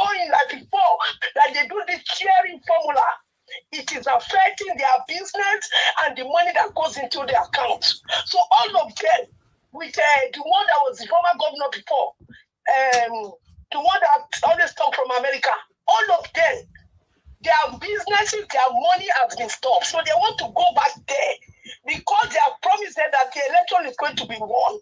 Well, I want to speak to Abia people. When it comes to that election in 2027, all of you, you have seen what Mr. Otti did. All of you to stand with this man because they will come with everything the way they did in Imo State to come and rig it. Nigeria, to me, looking at it, is already collapsed. And I will quickly say something. If Nigeria is a country that is very good, if Nigeria is a country that we love ourselves, if Nigeria is a country that recognizes the place of birth of every human being in that Nigeria, whether they born you in Kaduna, they born you in Lagos, they born you in anywhere, so far you are born in that place, you have the right to contest there. It is wrong for them to tell you, go to your place. That means you are not Nigeria. If in America, in London, a citizen of Nigeria, Jamaica can be MP, can be Home Secretary. Why can't it happen in Nigeria? That is the down. What we are talking about Nigeria until we come to that place and start saying that unless you can speak language. What is language? All of us in Nigeria, we speak English. So what is there? Anybody can come from anywhere. And if you are from that state to contest for election, even if you are born there, you are not from Edo, you are not from Delta, you have the right to contest. That is the only way we can get a headway in Nigeria. Thank you, my brother. Thank you very much. God bless you. I would like to quickly say this. I want people to understand that the word grassroots, because most especially from my state, we'll be using this word all the time, the word grassroots. We want a person that knows the grassroots or a grassroots person or whatever they are saying to take, to be the next governor of those states. I want us to ask ourselves, all these satanic people that we have been choosing as grassroots, what have they done for us in those states? All of them. Grassroots. He doesn't know how to speak his language. The other one is the grassroots. He knows everybody, he knows all the corner, you know this. Then we end up putting the person. What have we benefited from this satanic grassroots? We are not even sure if the only thing that will make Nigeria to become better, that Nigeria of our dream that you and I are praying for or working hard for every day, it might be your child, my child, or even one of us that have lived abroad for so long, almost all our lives. You never know. So now what tell me now, say someone like me now tomorrow, I say I want to become the governor of Edo State. Now someone will tell me, say, no, now you can now day all your life. Eh? Going anywhere. Because the hypocrisy is just too much. It's too much. All the people who now say no na corner, no na village, no everywhere for Edo State. Now tell me where they don't take us go. Please, the 3 front runners in Edo State now, next month is election. If you are criticizing them, you want to fight against them, you're not supporting them, please use every other thing as long as it's fact, but not trying to bring them down. Oh, you don't know how to speak language. Who cares? Who cares? Mr. Elvis, make I ask you one Mr. question. Elvis, may I say something? Somebody else called first. Oh, okay. Okay. Mr. Labo, Mr. go ahead. Elvis, yeah, question I want to ask. I know I've lived in Edo. I've worked in Edo. I have valuable things in Edo. I want to ask, do they have one language in Edo when we are talking about this language? We don't have one language in Edo State at all. So why are they making this thing as if... It's satanic, sir. It's satanic. People that are saying it, they are satanic, and the people that are listening to them and abiding to it, they are also satanic. All of them, they are evils. And anybody that come to this platform to talk and you try to use those kind of words, oh, if you don't speak language, not go support, I'll throw you out. I said it before. On this platform, I'm not here to gather a satanic crowd. I'm here to stick and be in the crowd of the organic people, even though there are only two. Anything more than one is already crowd. If there are only two, I'm good to go. I remember somebody actually came here the other time saying that, oh, the other one not speaking, you know, they speak language, you know, they speak which language? Who he help? We don't divide ourselves everywhere. Most of the things that many of us are preaching against, without not knowing or knowingly or unknowingly, we end up also practicing it. I want to see the video I played earlier on. The other one, they say, all those women, they say, our eyes don't open. We not go vote. We regret so voting, but our eyes don't open. If next time, if na outside, I go vote for them. If na Igbo, I go vote for them. Must the hammer you for your head before you go get sense? The hammer will first hit you for your head first before you go get sense. Please, let's move on. Madam Rita, you wanted to say something. Please, go ahead. Thank you, ma'am. Yes, I will say it quickly. You know, I think the issue here with Nigerians, we as Nigerians, is based on what we've experienced. It's not really about tribe or, okay, for example, in Edo State now, it's not really about tribe or the person can speak or not. What I see is the character.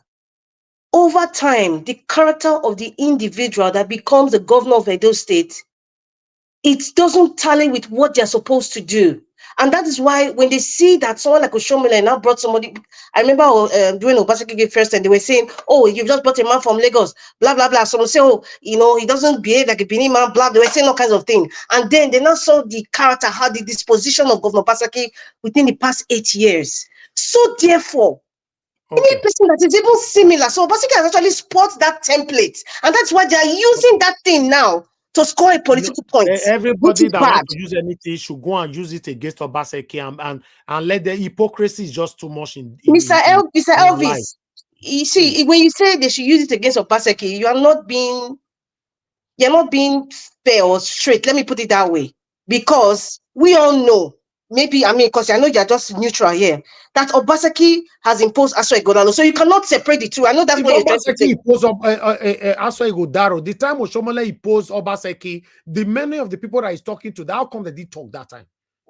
What I'm talking about, I said character. This is what we're going back again. It's the same thing, character. People have seen it over time. So, like, what are you going to tell me now that is different? And so they're using it to score political points across the board, which is very bad. And I'm happy that you are stating that. Listen, let us not, even if on this channel they can do it elsewhere, but like, let us not use this one cannot speak language to make your point, because it wouldn't make any sense. Right now is the character of the individuals, the people who are bringing them that matters, because you cannot separate the two. Thank you. Yes, if you want to, you know, talk about these people, I'm not interested how you talk about them, but that, you know, they speak language, to me, that will trigger me. I don't just want to hear it from nobody on this platform. With all due respect, anybody, if you know, say I don't offend you in advance already, now no problem. If you don't verse finish for 6 months, you will still come back, or you go to listen to us. No problem. I don't have any issue with you. Yes, but I cannot, because any person not verse, I will see truth and not go talk him. Because so I remember the reason why I'm saying this now, I'm thinking about the past. 1 or 2 persons have been to this platform before using that word. You know, Sabi speak language. You Sabi speak language. What do you know? Thank you very much, my people. Let's hear from the next person on the panel, which is Oga Chris. Then I'll come to Abdul Malik before Oga CM. Oga Chris, thank you very much for your time with us. Please talk to us. Good evening to you. Domo, sir, good evening. Wow. It's been quiet to me here. It's good to start another week with you guys again, the good people of Nigeria Watch family. And good evening to you all, Mr. Nigeria Watch. It's good to be with you.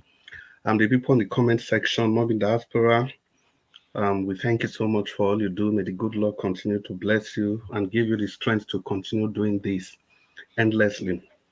And all of you on the comment section, I shower you people with the blessings of love.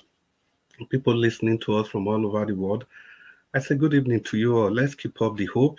Let's keep up the zeal, the zest, and the enthusiasm to move our nation from where it is to where it ought to be. And the people on the panel with me, I say special Monday greetings to all of you. Well, so many things have been discussed, and For me, I think I just want to focus on Edo State because I made this promise some time ago that after the protest, all through the protest, I didn't deliberately talk about Edo State election as a mark of respect to the general well-being of the country. Now, talking about Edo State, I think one of the videos that you played, I was just able to flip through and I saw something about Usagbovo Olumide Akpata of the Labour Party. I think what I like about that video is that I think some of the things that I heard in that video, they are the things that some of us have championed on this channel every time, every day, to the extent it became monotonous to our ears. But I'm glad today that we've heard from the horse's mouth how he has repeated all these points that we've made.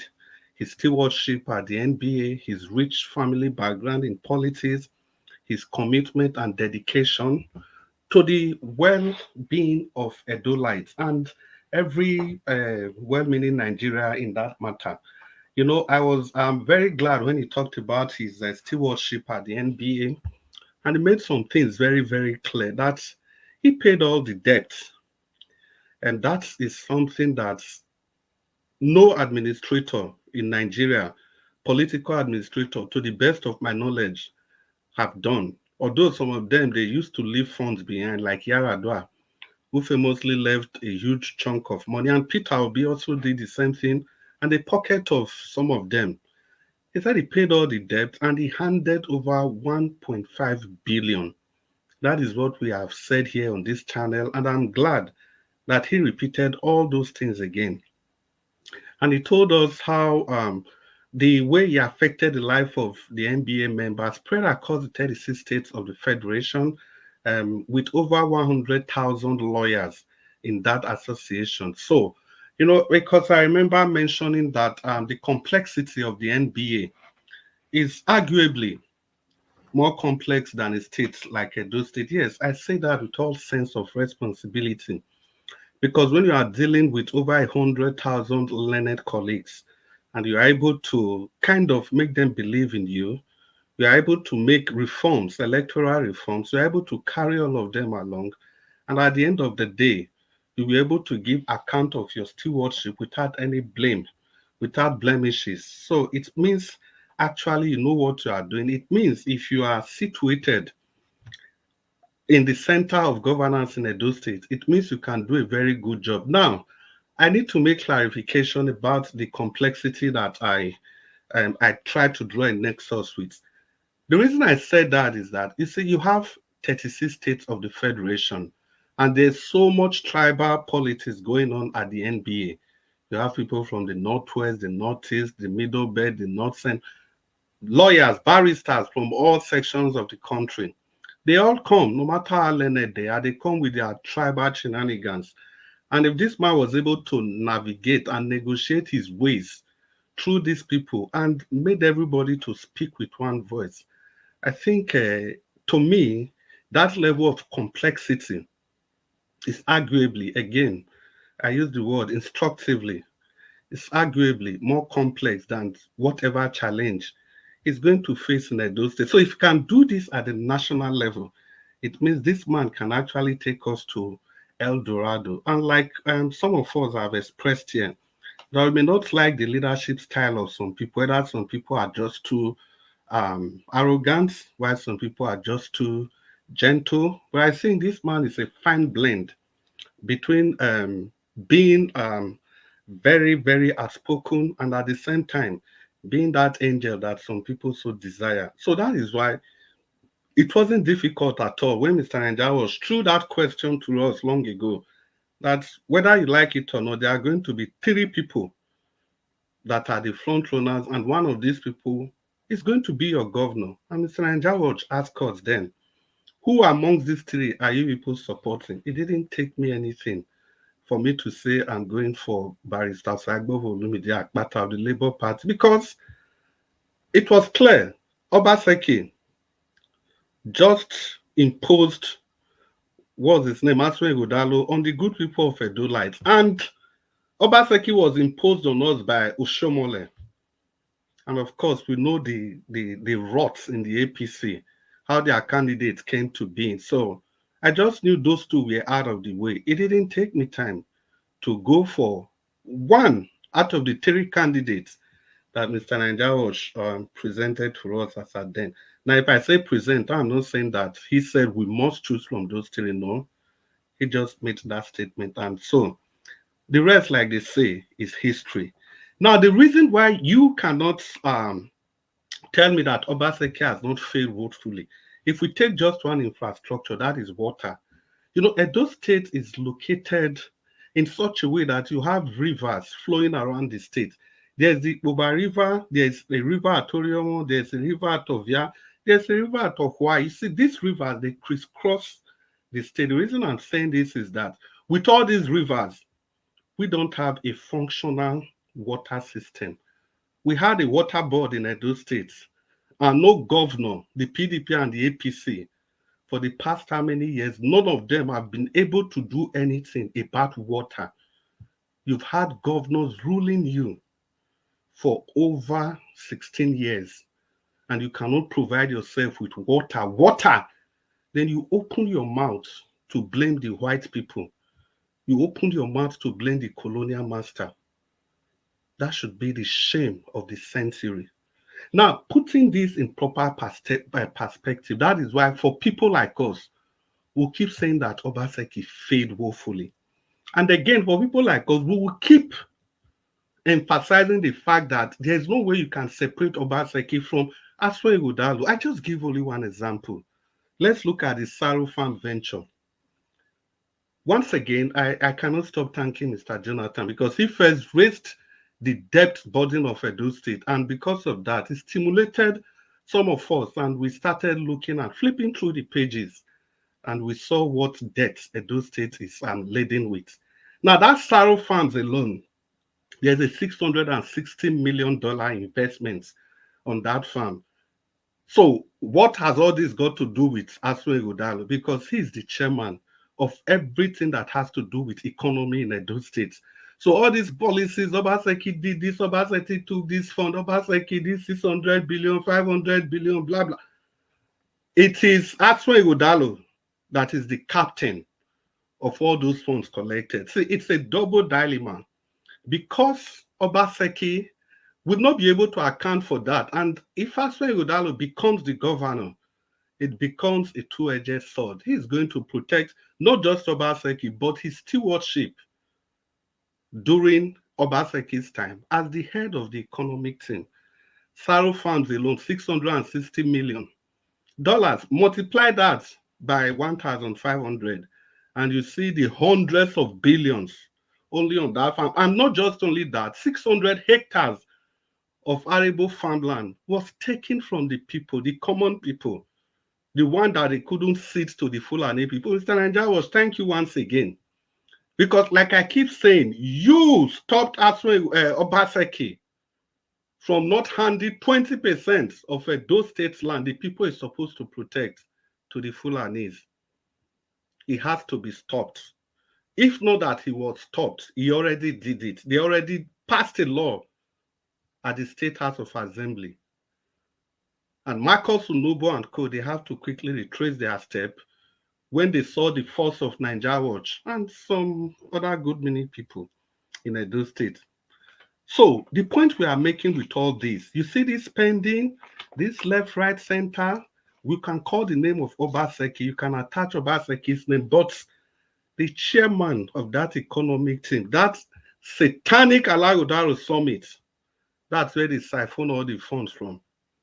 It is chaired by no other person than Aswe Ighodalo. Now, what has all this got to do with Olumide Akpata? There is a clear-cut dichotomy between the leadership style of these two people. Obaseki is living Edo State, cooked up in debt. But Barrister Olumide Akpata of the Labour Party left the Nigeria Bar Association with funds clearing the situation was holding. Well, I'll just round up with this. Edolite, be wise. Vote Barrister Sagbovo Olumide Akpata of the Labour Party. He's the clear difference between the PDP and the APC put together in this election. Mr. Nanjawosh, once again, thank you and good evening, Nigerians. Thank you, Oga Chris. Thank you very much, sir. Thanks for that submission. Abdul Malik, please talk to us, sir. Good evening to you. Yeah, good evening, Mr. Ninja Watch, and everybody in the Thank you, panel. sir. Good evening, Nigeria. I take on this APC Benjamin Kalu. He said that Otti, governor of Abia State, will be removed by APC in 2027. This man, I have no shame. So now you are proud. You are proud with corruption. I believe Otti is doing well in Abia State. Abia people will be, Otti will be re-elected because he's doing well. We have seen what he's doing. Look at this man. You are telling me that Otti will be removed 2027. So you are now proud with corruption. What a country. 99% of those politicians, according to Donald Duke, former Cross River State governor, what he said, they are quack. They are Yahoo politicians. They don't know what they are doing. And they don't want Nigeria to work. That is the reason why anybody that came out want to make Nigeria work, they will try to remove it, or they will not elect him. As they did to Peter Obi, the same thing. Alice Otina is the one that make an history, which out of 36 states of Nigeria, no governor have ever made such history in life. Today now, nine local government in Abia State, they have steady light. How many months? No blinking. And they have rehabilitated almost 90 road. Such person, you say they will remove, according to what they say they are working on it. What are you working on? You are working on corruption to remove somebody that is doing well for the state. And which is, I know, Abia cities, they will not allow that because they love Alex Otti. Yeah, but Abia now is the only state that is working in Nigeria now currently. All those politicians, they don't want Nigeria to work. That is the reason why they did not vote for Peter Obi won, but they did not give him. Because they know if they give him, it will expose many things. It will block them not to sideline Nigerian money, not to embezzle money again anymore. How are we going to do this? Just take a look now. After how many years back, we don't know where we are coming from and we don't know where we are going. 25 years from now, there is no statistics state. There is no one of the state. We have a water board, a government water functioning. Imagine a country, 25 years, we don't have, out of 36 states, no one water board is functioning. Everybody have private borehole. What a country. Now Alex Otti is doing well. He want to make his state to be working. You come on air. You're proud of corruption. You say you want to remove it. What are you working on? Nigeria, we have a long way to go. Very long way, because the mindset some of us we have, before that country will change, or let the citizen will decide. That is the only thing I say, because without that, there is nothing will change. Just take a look now after the protest now, how many ways from now, there is no demand this president made. Imagine. Everything is still the same. Now they kidnap almost doctors, right? But they don't go after those people. But you are going after protester that they just with their bottle water in their hand. But why can't you go for those people that the terrorists adopt, all those doctors? What a country. Where are we going to? Where are we coming from? How are we going to change this? Because our people are suffering, majority of people in the country. It's only few that are enjoying, which is the few that enjoy. They don't want the country to be work. A country that have what it takes to be the best in the world. But look at what Nigeria has become today. Look at every day. There is nothing. There is nothing. That is, we don't have no sign that the country will be working. No sign. Nothing. Nothing. Everything that Nigeria is drilling is going down. Is declining every day. After some people will still have the audacity supporting APC and PDP. Where are we coming from? We don't know. Where are we going? We don't know. And there is nothing those people have done. After we are still supporting such people to come on board. I don't really know how this narrative will change for our people, because the way I look at it, it will be very difficult to change, because some of us, we don't have one mind to change it. Yeah, we have double mind. Just like chameleon, understand? Chameleon, we change. Yeah, we don't compromise and have one mind. I don't really know, because the thing is getting worse. Look, just take a look now. This man now, you don't want your state to be better. Just this man is doing well. You say it will be removed. You guys are working on it. What are you working on? You are working on somebody who is doing good to be removed so that you will steal money. What a country. And you have kids.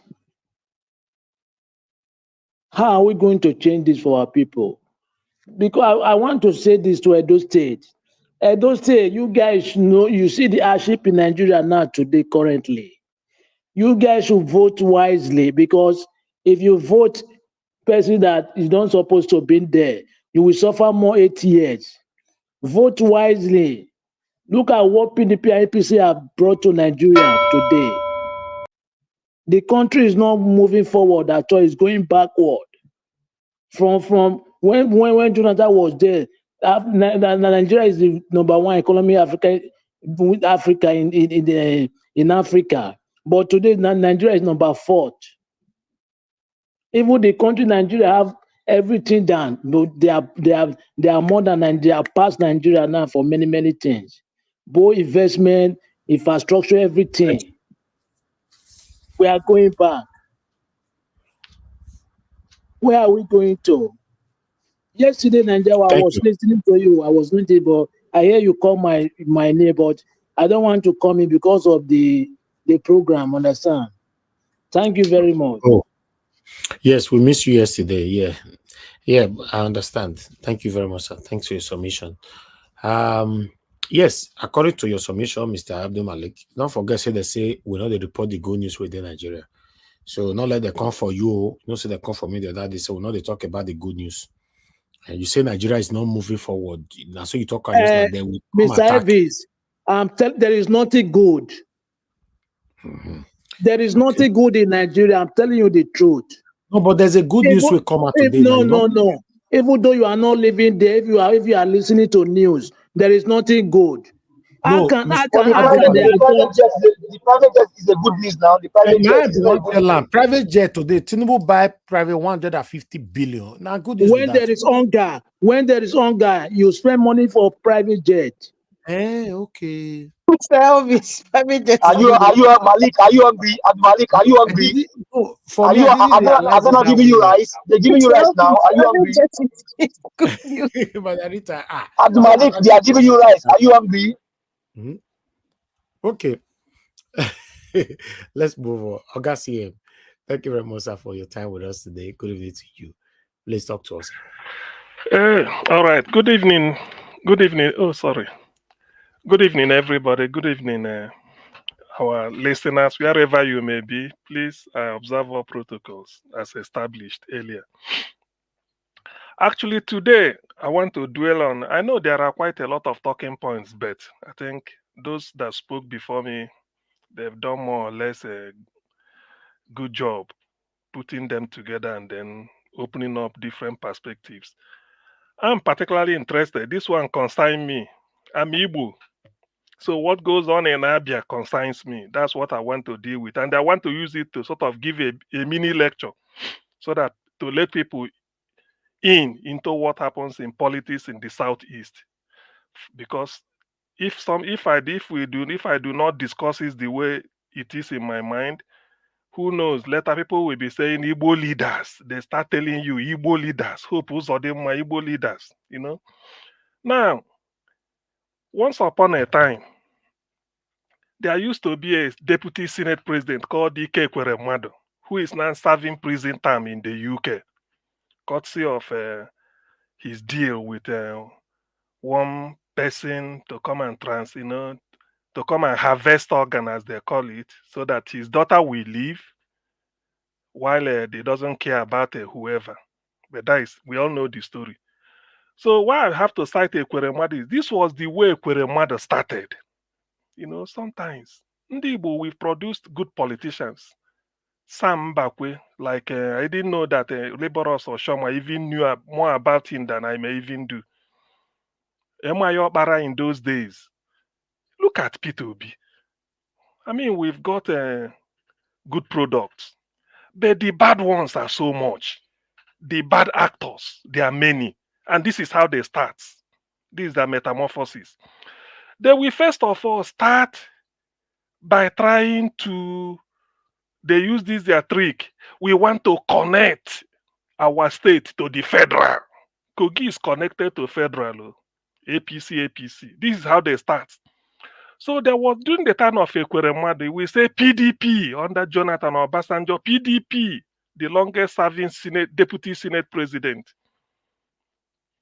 Nothing to write home about in his constituency of Mpu, MPU, in Aningri local government area of Enugu State. That is Enugu East, Enugu West Senatorial District. Is it West? Yes. Ike Ekweremadu, if not for EFCC, had to forfeit 40 houses scattered all over the world. These 40 houses, they are not the only houses that, he has.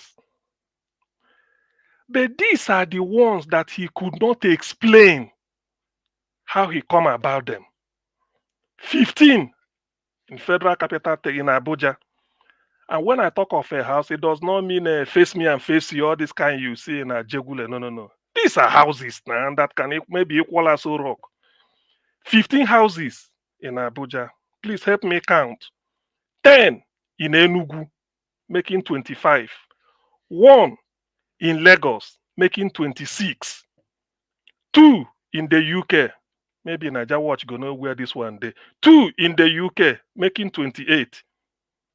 3 in the USA, maybe give us a mandate fee sabi the place, making 31. Then 9 in Dubai to make it round number 40. These are forfeited. This is how they start. Why I have to mention this one was in 2019, when Atiku was the PDP flag bearer and P2B was still in the PDP, PDP felt that they needed a running mate from the south, and naturally it should come to southeast. Not because, when I say naturally, it's because they feel that, to compensate southeast, Obasanjo has been for southwest as president under PDP and same for Jonathan south-south. So coming to PDP in the southeast, there is nobody close to P2B in terms of anything you can think of. But the thing is, because P2B is like somebody who is not in office, he has just handed over as governor of Anambra State with distinction and then just, keep going around talking. Ekweremadu felt that he is the highest ranking Igbo politician, at least in the PDP, that he should be consulted, that Atiku didn't consult him. Dave Umai wasn't wearing Danchiki then. He was still wearing Isiago as an Igbo man. They PDP. They colluded. Dave Umai was the governor of Ebonyi State then, and then the chairman of Southeast Governors Forum. He colluded with Ekweremadu that they will never agree with Peter at Atiku. because Atiku selected the best. Both of them gave P2B tough time. They wanted P2B to come and kneel down before these two people. Imagine P2B kneeling down before Ekweremadu, or maybe this is what they wanted. They use all hide and seek. If you call meeting, this one we fly to London, this one we fly to Dubai. It won't work. They played it, and I know they worked against PDP Ndibo interest. Then it doesn't mean better. We know Article 1, but they have to rig it to Buhari. But they worked against it. They felt that it is their right. This is Igbo politician, I'm telling you. So that people will take note. Tomorrow they will say Igbo leaders. Now, if not for the deal, the Ekweremadu is behind bars, it would have caused confusion again in PDP because they felt that who is P2B. Because that's why, that reminds me, for those that are, whenever you hear people say they do not support P2B, please, my Igbo brothers, do not take offense with them. They are just like Ekweremadu. Everybody cannot support P2B. Even P2B said that if he wakes up and find out that everybody in Nigeria love him, he will run away. So that tells you there should be opposition, but let it not be stringent one. Let it not be so bile. Let there not be much of a bile, to buy people. So this was what they caused. So when they found out that Atiku is not budging and the rest of the PDP, Ndibo, were behind P2B, APC approached Omar here and he started to wear danchiki. If you notice, he doesn't wear Igbo, just danchiki every time. Babariga going to Abuja, say Buhari love him, hoping that they will give him APC ticket. Now, fast forward. That is that dangerous politics that this upstart, I call him an upstart, Benjamin, somebody, Kalu, he's just feeling on top of, he's just full of himself. Imagine somebody say, he is number 6 position, number 6 in the country. President, vice president, Senate president, deputy Senate president, speaker, and him being the deputy speaker. Therefore, his state he can't be number 6, and his state will be any other party upper. You see, this is the insult we are talking about. Tomorrow now, if some group of people, some Ndibo will meet him, it was before he used to be in Germany. This time might be in Spain, or maybe in UK here or something, and they tear in shit. They say Igbo don't have respect. They are so insultive. People will come here and be talking. Let's know the damage now. If there is any state in the southeast, any politician in the southeast that should be replaced, it can never be Alex Otti. Given the way he started, I wish it should have been a case of continual winning until you tire. Let it not be 2 times. The way he started, to the extent that people are now looking, even those that are not Igbos are even using him as a reference, and then somebody will be talking that he is good. Alex Otti is good, but he won't continue. It must be APC because he's number 6. Who tells him that he will come back to the House of Reps? This man is joking with Igbo. He doesn't know the extent that is. He doesn't know the level of annoyance or he doesn't know how annoyed people are out there for them. Imagine what he's saying. That is a gratuitous insult. Standing and say, yes, I'm number 6. Not because APC said, because I'm number 6.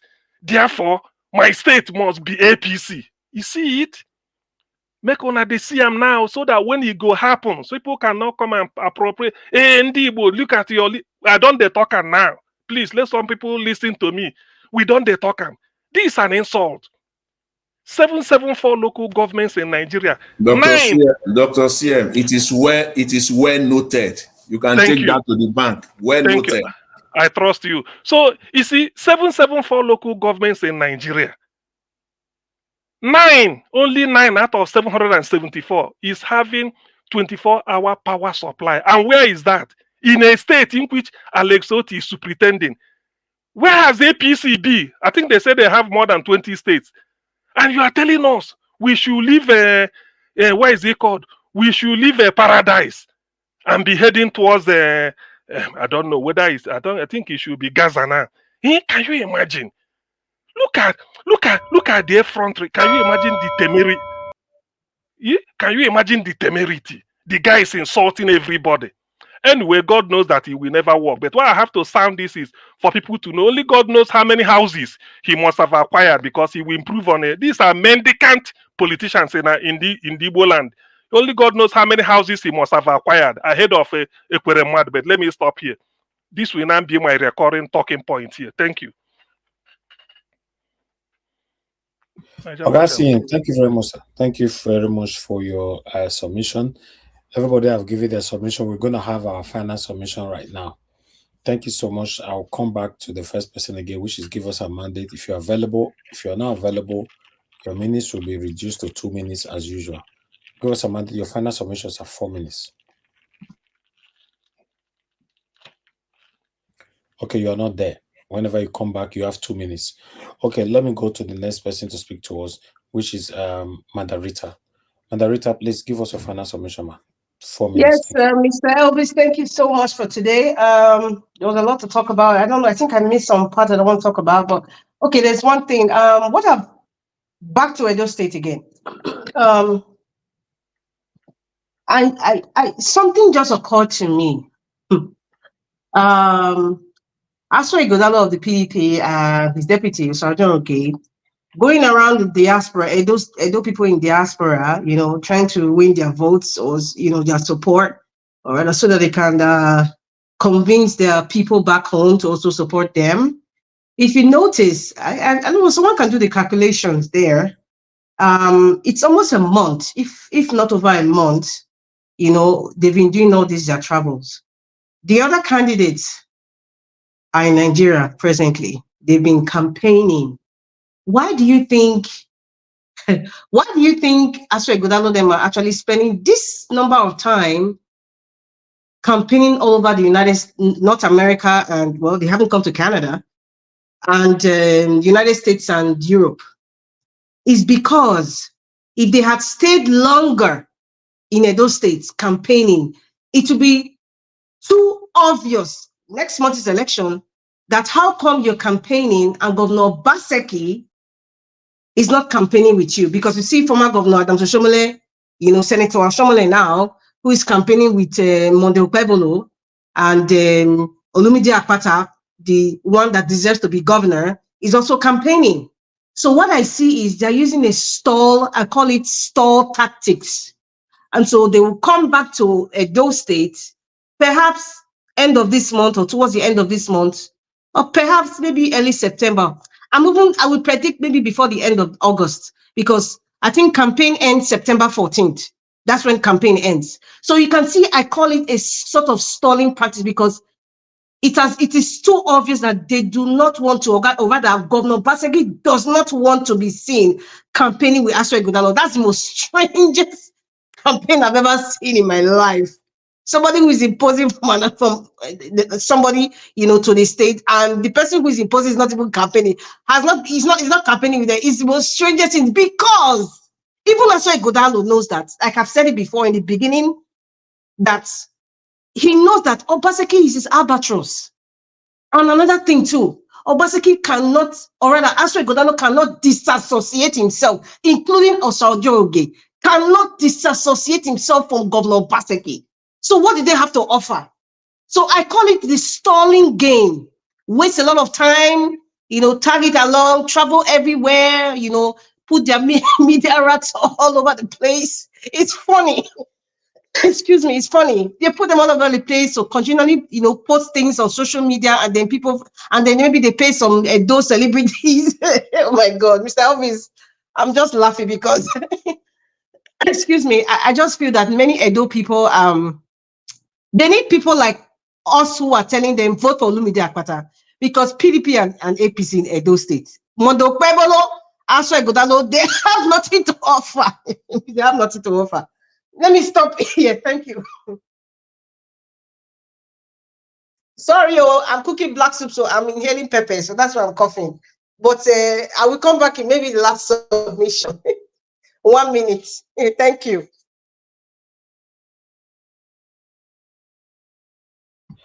Thank you very much, Madam Rita. Appreciate you. Thanks for your submission.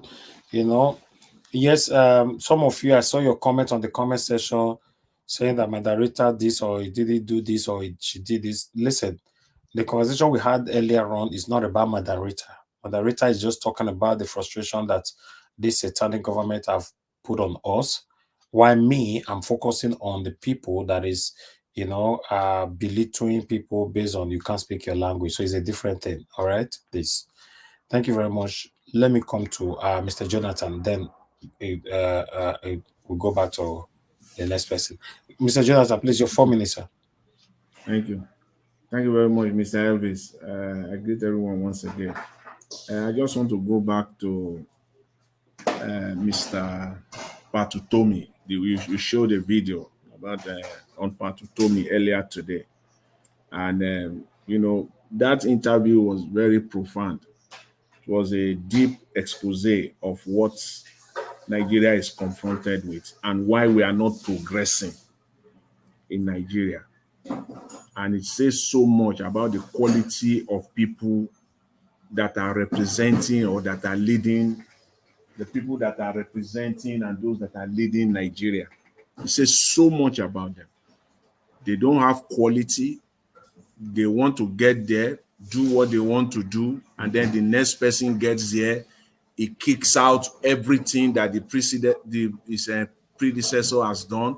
He wants to start afresh. Why? Because he can loot.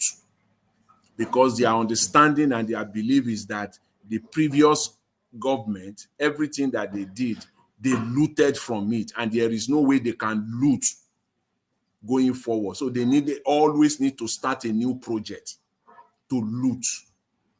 Unfortunately, that's where we find ourselves. So the quality of people that come is very, very important. People that will see, truly see government as a continuum, that government is continuity. Those are the people that we need in Nigeria. And you will see the people that you will ask yourself sometimes how some people just even get elected in the first place. You will just be wondering. That senator, let me quickly round up on that senator that spoke earlier today, Senator Elisha Abo. He's the one that wear that big babariga on that Newsline interview on Arise News. I mean, the man is not even ashamed. I won't blame him though. I won't blame him though. It's either he just doesn't know what he's doing, or he's just being directly, he just doesn't care. Just listen to this man. He said he used his own money for his constituency, the people. He used the money to, you know, for various things, for scholarship, to help them, and they come with different. Is that your own problem as a senator?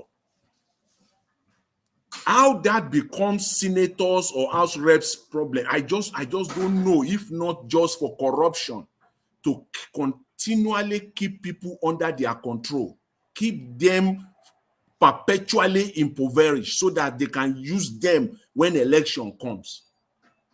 Is that not an indication to you that government must work, that you must actually do your work? But he is even saying it out.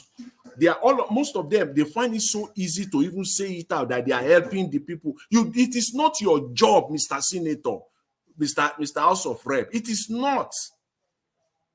It is not even you shouldn't be proud. That's not something you should be proud of, to come and say outside that you are using your salary. So you are justifying that gigantic salary that you are being paid, that's what the money is, you are using the money for. And when they ask him further, he said it's even poorer being a senator. Then why and then they push him further. He said it's because of service.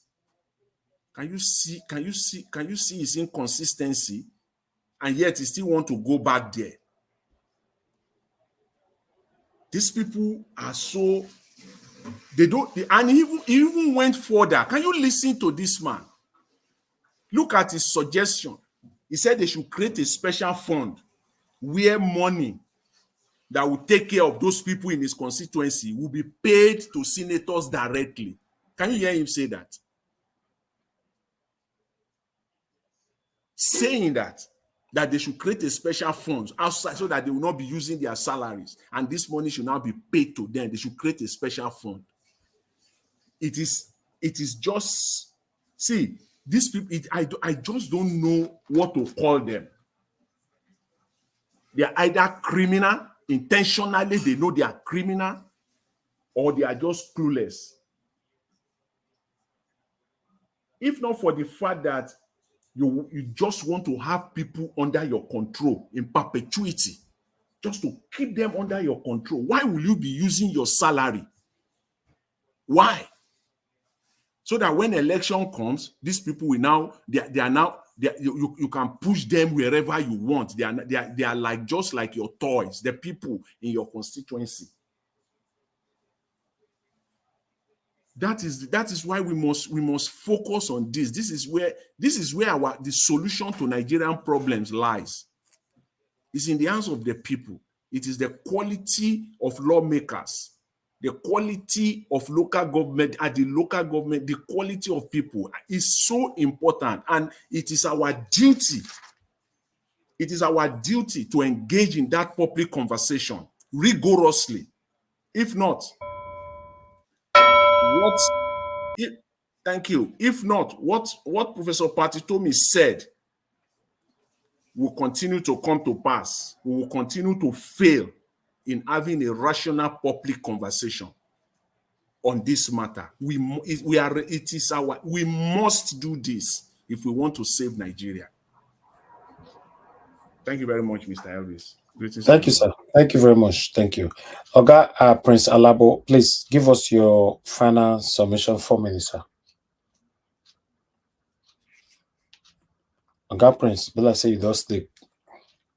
Okay, let's move on. You're not there. Whenever you come back, you're only going to have 2 minutes. Okay, Abdul Malik, sir, your final submission. Yeah, good evening once again, Nigeria Watch. You know, Nigeria, the system is not working. That is the major problem because there is no law that working.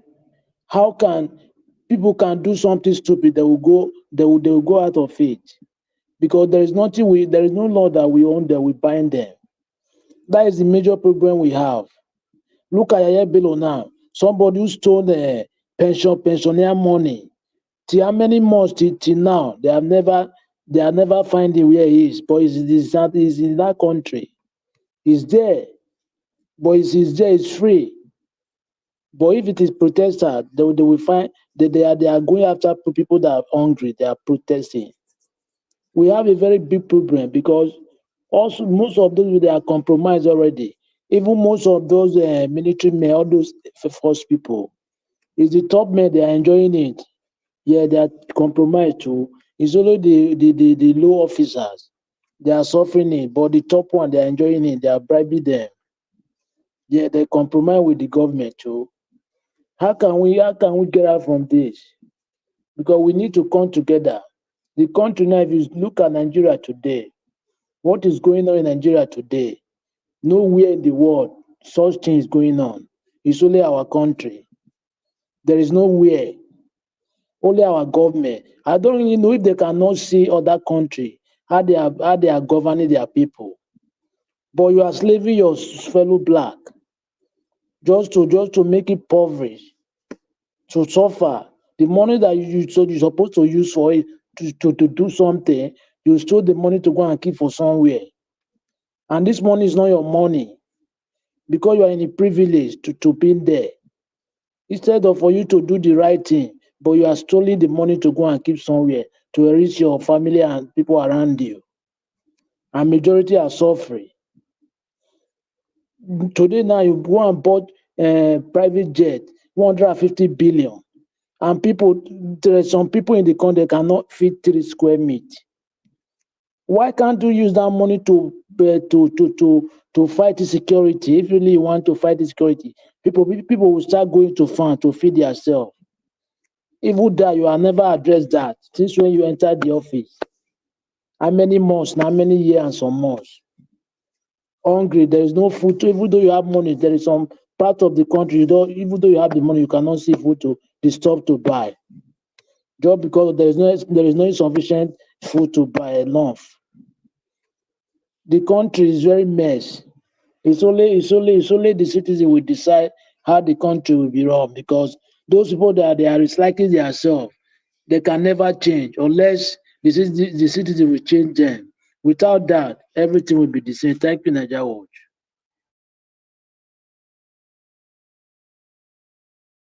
Okay, Abdul Malik, God bless you, sir. Thank you very much. Oga Chris, please, your final submission, 4 minutes. Yeah, and Domosa, thank you for the opportunity again to give my voice in this concluding section. Yeah, without that, it will never change, according to Abdul Malik, and that's the truth. Not until we are ready to make that change, pardon me, we are not going anywhere. Now, the issue is not what INEC is going to do. The issue is for us to play our role first, and we take it up from there. Because it is only when we have given the mandate that we can defend that mandate. We cannot defend the mandate that we have not given. So that is why I'm urging Edolites, please give Barrister Osagbovu Olumide Akpata of the Labour Party the mandate. Give him the opportunity to steer the ship of Edo State to a different direction. We've seen what the APC and the PDP can do. And what they can do is sorrow, tears, and blood.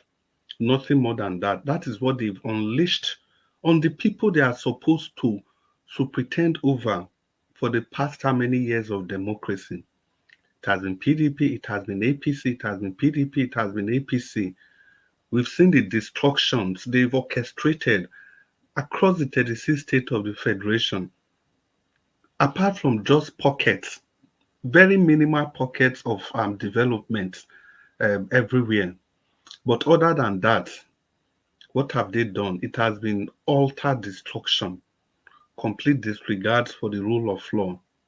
They simply do not care about the people they are supposed to rule. The people that, I don't know how to put this, the people that are being trusted constitutionally under their care, they refuse to do this. But here comes a man who was given a mandate by his peers to take the mantle of leadership. And this man delivered. He delivered per excellence. And he didn't just deliver and leave in terms of taking that association from that level to the next level. He also ensured electoral reforms that will ensure that people that will come after him will all come in through transparent processes. And he ensured that the economic well-being of the people he superintended over was better off than the way he met their life. I think that's the ultimate. That should be the ultimate drive of a leader. It is not about just making Edo State Dubai or Canada or the United States or Luxembourg, anywhere in Europe. No. It is about taking the state from where you met it to the next best level. Not leaving your state worse off than how you met your state. And this is what the government of the PDP and the APC, they've done to the states, currently being represented by Adams Oshomole, Godwin Obaseki, and Barrister Aswin Ighodalo, all of them of the PDP and the APC put together. These three musketeers, they've been there for the past 16 years. Oshomole did 8 years. Obaseki was his chairman of economic team, and Aswin Ighodalo was a member of that team. He handed over to Obaseki. Obaseki has been there for 8 years, and Aswin Ighodalo was the chairman of his economic team under the auspices of Alagodaro Summit, which has plunged Edo State into debts that will be paid by you, that will be paid by our children, that will be paid by our children's children.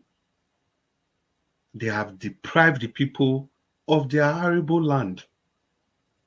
Look at what they did. They took all the lands around the Logbo area, Oriomo area, Abudu area, all in the name of investment. And these people, they are not part of this investment in any way. You've not given the people the opportunity to buy shares or invest in these ventures. It is all about PPP, private-public partnership. It has been about MOUs.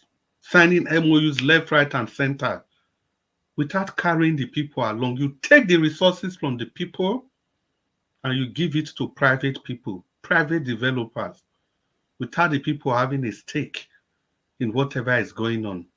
This is leadership without empathy. And this is what we've been stressing all along. If you look at Aswe Udalo in connection with the government of Obaseki, he doesn't deserve to be voted for. If you also look at him as a person, he doesn't also deserve to be voted for. You couldn't have been in the politics of his state for 16 whooping years when you were in your 50s. Now you are in your 60s. You have never voted for one day. You didn't care enough to register as a politician, to be part of those that decide whatever happened in the state. And now you want to come and govern those people, a state that you didn't care for. I round up by saying, Edolites, vote wisely. Vote Barrister Sagbo Olumide of Akpata of the Labour Party. Good evening, Mr. Anjawo, once again. Thank you for the opportunity. Good evening, Nigerians, and good night, Mommy Diaspora. Thank you, Oga Chris. God bless you, sir. Thank you very much. Okay, the final person on the panel is Oga Sim. Please talk to us and let's round up. Okay, thank you. Niger Watch, let me ask you, for Edo 2024, do you know when they are organizing a debate for them, whether ITV or Arise or anything? Yeah, they are trying to set it up. The concrete date is not yet achieved because Okbeolo is nowhere to be found. Jesus Christ. Okay. Anyway, that is for them to sort out. Let me. But once I know, obviously, I Okay. will stream it here if I know. Oh yeah, yeah. That's why I'm asking, so that at least. But I bet not that really. I thought they should have done it up to 2 or 3 times, maybe starting since July, maybe every month they meet and debate. But it's okay. Once maybe okay. Now the senators Yeah, from they did one in Lagos. They did one in Lagos last week or thereabouts. In Lagos last week. Yeah. Yeah, they did a debate. You didn't hear about it? Okay, well, I was okay. Yeah. And I remember. Okay, yeah. I remember. I was even expecting this thing because it wasn't streamed here anyway, so that's why I was surprised. The senator from Adamawa State. You see, I want to use what he said to just make a general discussion. You see, my problem with politicians from because they call themselves North. When we know that North is quite a very, very ambiguous something, you should have said Northeast or Northwest or North Central. They say North. My problem with them is when they will dominate the House of Senate and House of Reps. I agree. But the thing is that they do not use the power for what it was meant for. About, I think they say it's 18 million now, children out of school. A good 80-90% of them, if not, are from the north. Why can't they make legislation? Why can't they legislate that henceforth all the northern governors, because they're always interested in telling you there are 19 or 30 governors, or I don't know why can't they use the opportunity of their membership of the federal parliament to push for legislation that will make it compulsory? Say 25% of the budget of every state in the north must be given to education, or maybe 30%, until such a time that the number of children out of school will now drop to a manageable size. They won't do all this. That is what surprises me. They won't do it. They have more problem to legislate. All they are talking about is their own. How they have money. I have the 4 wives, 28 children with another one on the way. Is that what you see? That is, and this is what makes Nigeria to be the poverty capital of the world. If they are listening, please, you are there to represent your people. Fight for their welfare. Number one problem in the north is education. They don't care to go to school. They don't expose them. Individually, they don't help them. Collectively, as a state or local government, they are doing nothing. And they keep those people hoping that maybe somehow during the election time, they will, all of them will register and then become put their name in beavers. You see people that are they can't even maybe underage. They register all of them, or better still, they keep them. If there should be any southern politician that they don't care, they release them. And moreover, they may not know that they are the raw materials for Boko Haram and the other people like that. So this is setting Nigeria backwards. That's why sometimes I was in a discussion today. People are saying Nigeria can never be salvaged. I was arguing that they said, okay, go and make Nigeria work. We will support you. How much do you need? Just go and make it work. Let us see. It's because of the North. Nigeria is in a mess. Let's remove the way they call it North. Let Nigeria just be Southwest, Southeast, and South. I mean, we will equal Egypt, overtake Egypt within 5 to 6 years. Yes, I'm saying this. But because when you bring this, this North, they drag Nigeria down. And when you hear their politicians talk, you start to wonder, how can these two people coexist, them and us? The governor of Bauchi State, imagine all the problem facing them. He's talking of 2027. He want to. What really do they need this power for? A time we come, we ask them, you'll be holding this power. What really do you need it for? What have you achieved with this power? Than just to make sure that at least the Igbos, they feel that they can't rise, use it to suppress them, and by extension, they impoverish their own people, and then steal as much resources of the South that they could able to do. So a time we come, we just have to ask them, what really do you need this power for? Let's have a check. Yes, I know that corruptions from the southern politicians are also corrupt, but to some extent, you see them now building schools. You see people building schools. They will tell you I build at least in a Ochewole may say red roof, whether there are many or not, but at least you see them talking that they build school. I do this. We've increased the WAEC enrollment. All this. In their own case, they don't. They keep their people underdeveloped, uneducated, and that is dragging down Nigeria. We can move forward because we analyze this thing critically today. It took a lot of my time. And there are some reasons with some of the intellectuals who are doing it. They said he can't. It cannot work. By 2027, God keep us alive, this 18 million of out-of-school children, it will get to 23. Yes, it will get more than that. Is that what we should be talking? We are dragging one Nigeria. Some people do not want to develop. So how do you practice democracy where the level of illiteracy in some area is about 95%, 89%. In some area, it is something like say 30 illiteracy, 30, 17, or below 20. It cannot coexist. It cannot. One will be dragging the other down. So that's why I have to use that as a point of commentary today, talking point. The northern politicians, if they are listening, if they really mean one Nigeria to breathe, and Nigeria remains the way it is, they should hands off power for at least 16 years. 8 years, rotate it. Let's say let them hands off. Because they don't use it for anything.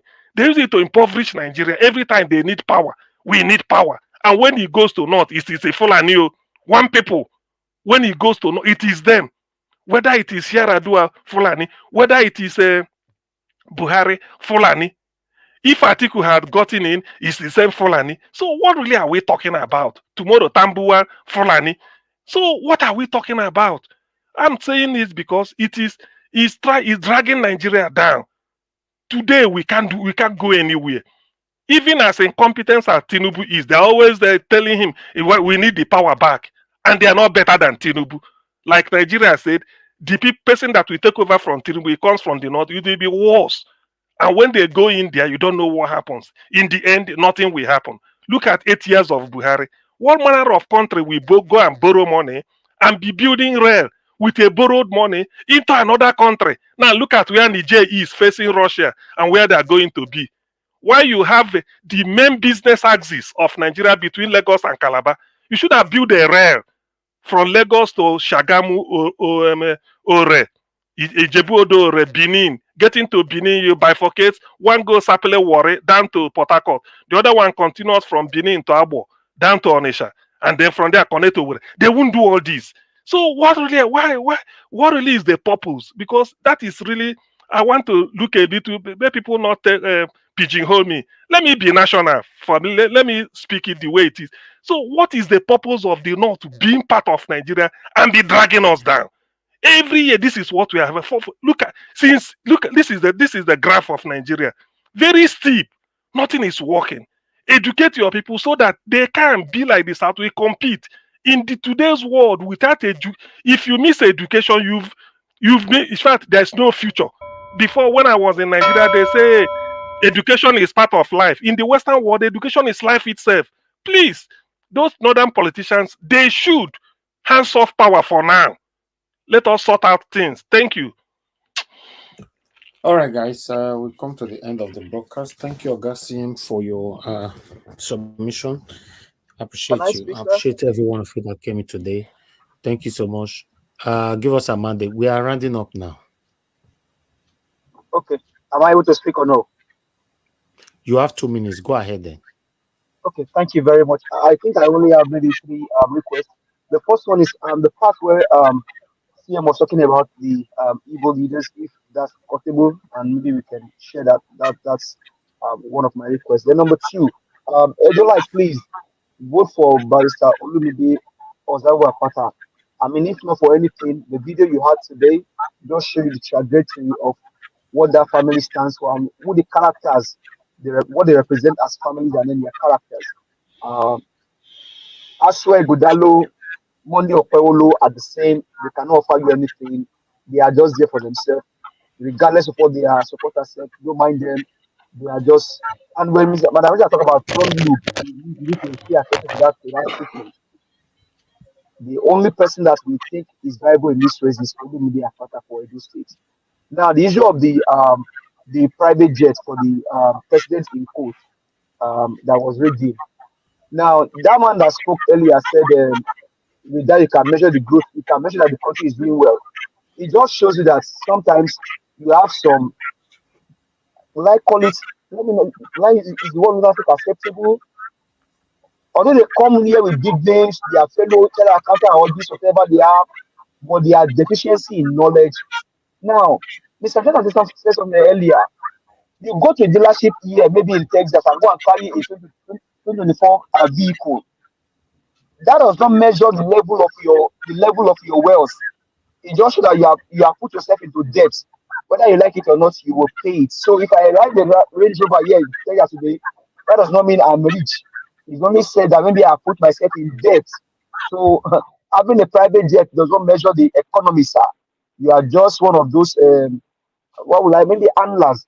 But Mr. Elvis, above all today, thank you very much for your time. I appreciate you. God bless you. Have a blessed night, sir. Thank you, my brother. I appreciate you too. Thank you. Thank you, everybody. Thank you so much for your time with us today. Madam Rita, thank you very much for your time with us today. Thank you, Mr. Jonathan. Give us a mandate. Abdul Malik, Oga Chris. Thank you, Oga CM. Thank you, Oga Prince, for your time with us as well. God bless you all. I appreciate every one of you. I understand some of you were on the backstage. You know the rules of this platform. If you're on the backstage, I think I need to stop it now, not to be reminding anybody of what to do to bring you in. I really need to start doing it now. If you're on the backstage there, as long as I did not bring you in, just know, say, even though you might own it, maybe I never see them. That's just it. You know, either you write on the comment section, say, on the private chat, say, you don't do or whatever, then I'll monitor it from there.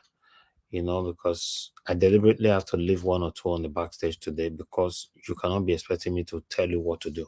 The platform have a rules, and the rules have been going on for a while. Everybody must comply. I appreciate every one of you, my wonderful people. Now God bless you. Now, let's continue to stand for what is right. Nigeria will be better, hopefully, in our time. That's why we're doing what we're doing here today. Every one of you that called into the show today, Madam Origin, Love God is my strength, Mr. F.A. Thank you. I appreciate you all. Every other person that called in, God bless you now. Thank you so much.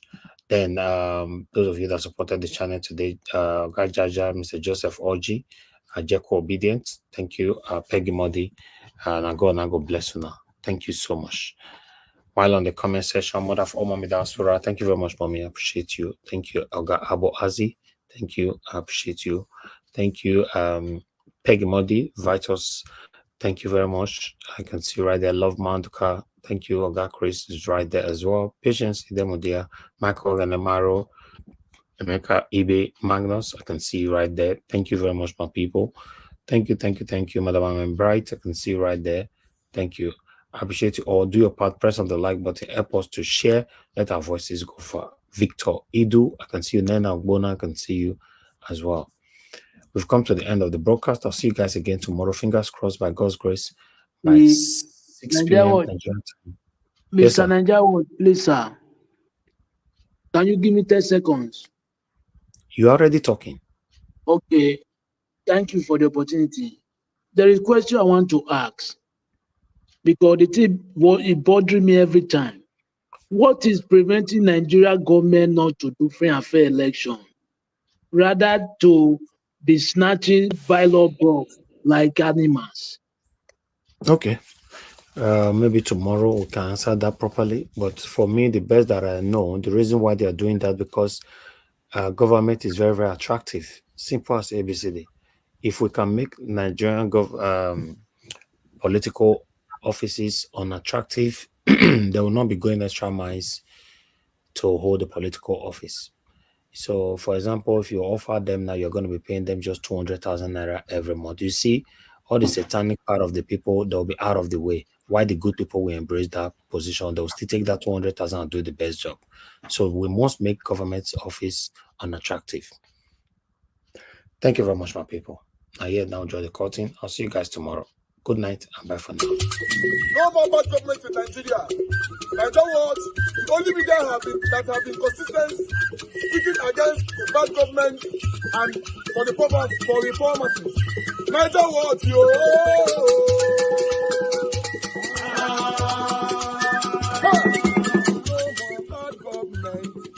No more bad government. Nigeria what? No more bad government. Nigeria what? No more bad government. The only media that have been speaking. No more bad government. The voice of the voiceless. No more bad government. No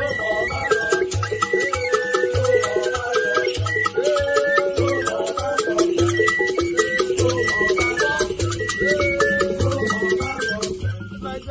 No more bad government. For the poor. No more bad government. Nigeria what? No more bad government. Nigeria what media.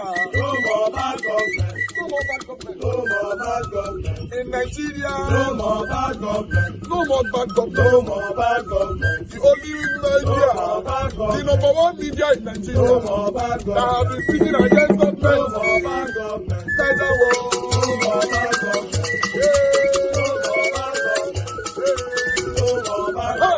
Nigeria what you? The voice of the voiceless. The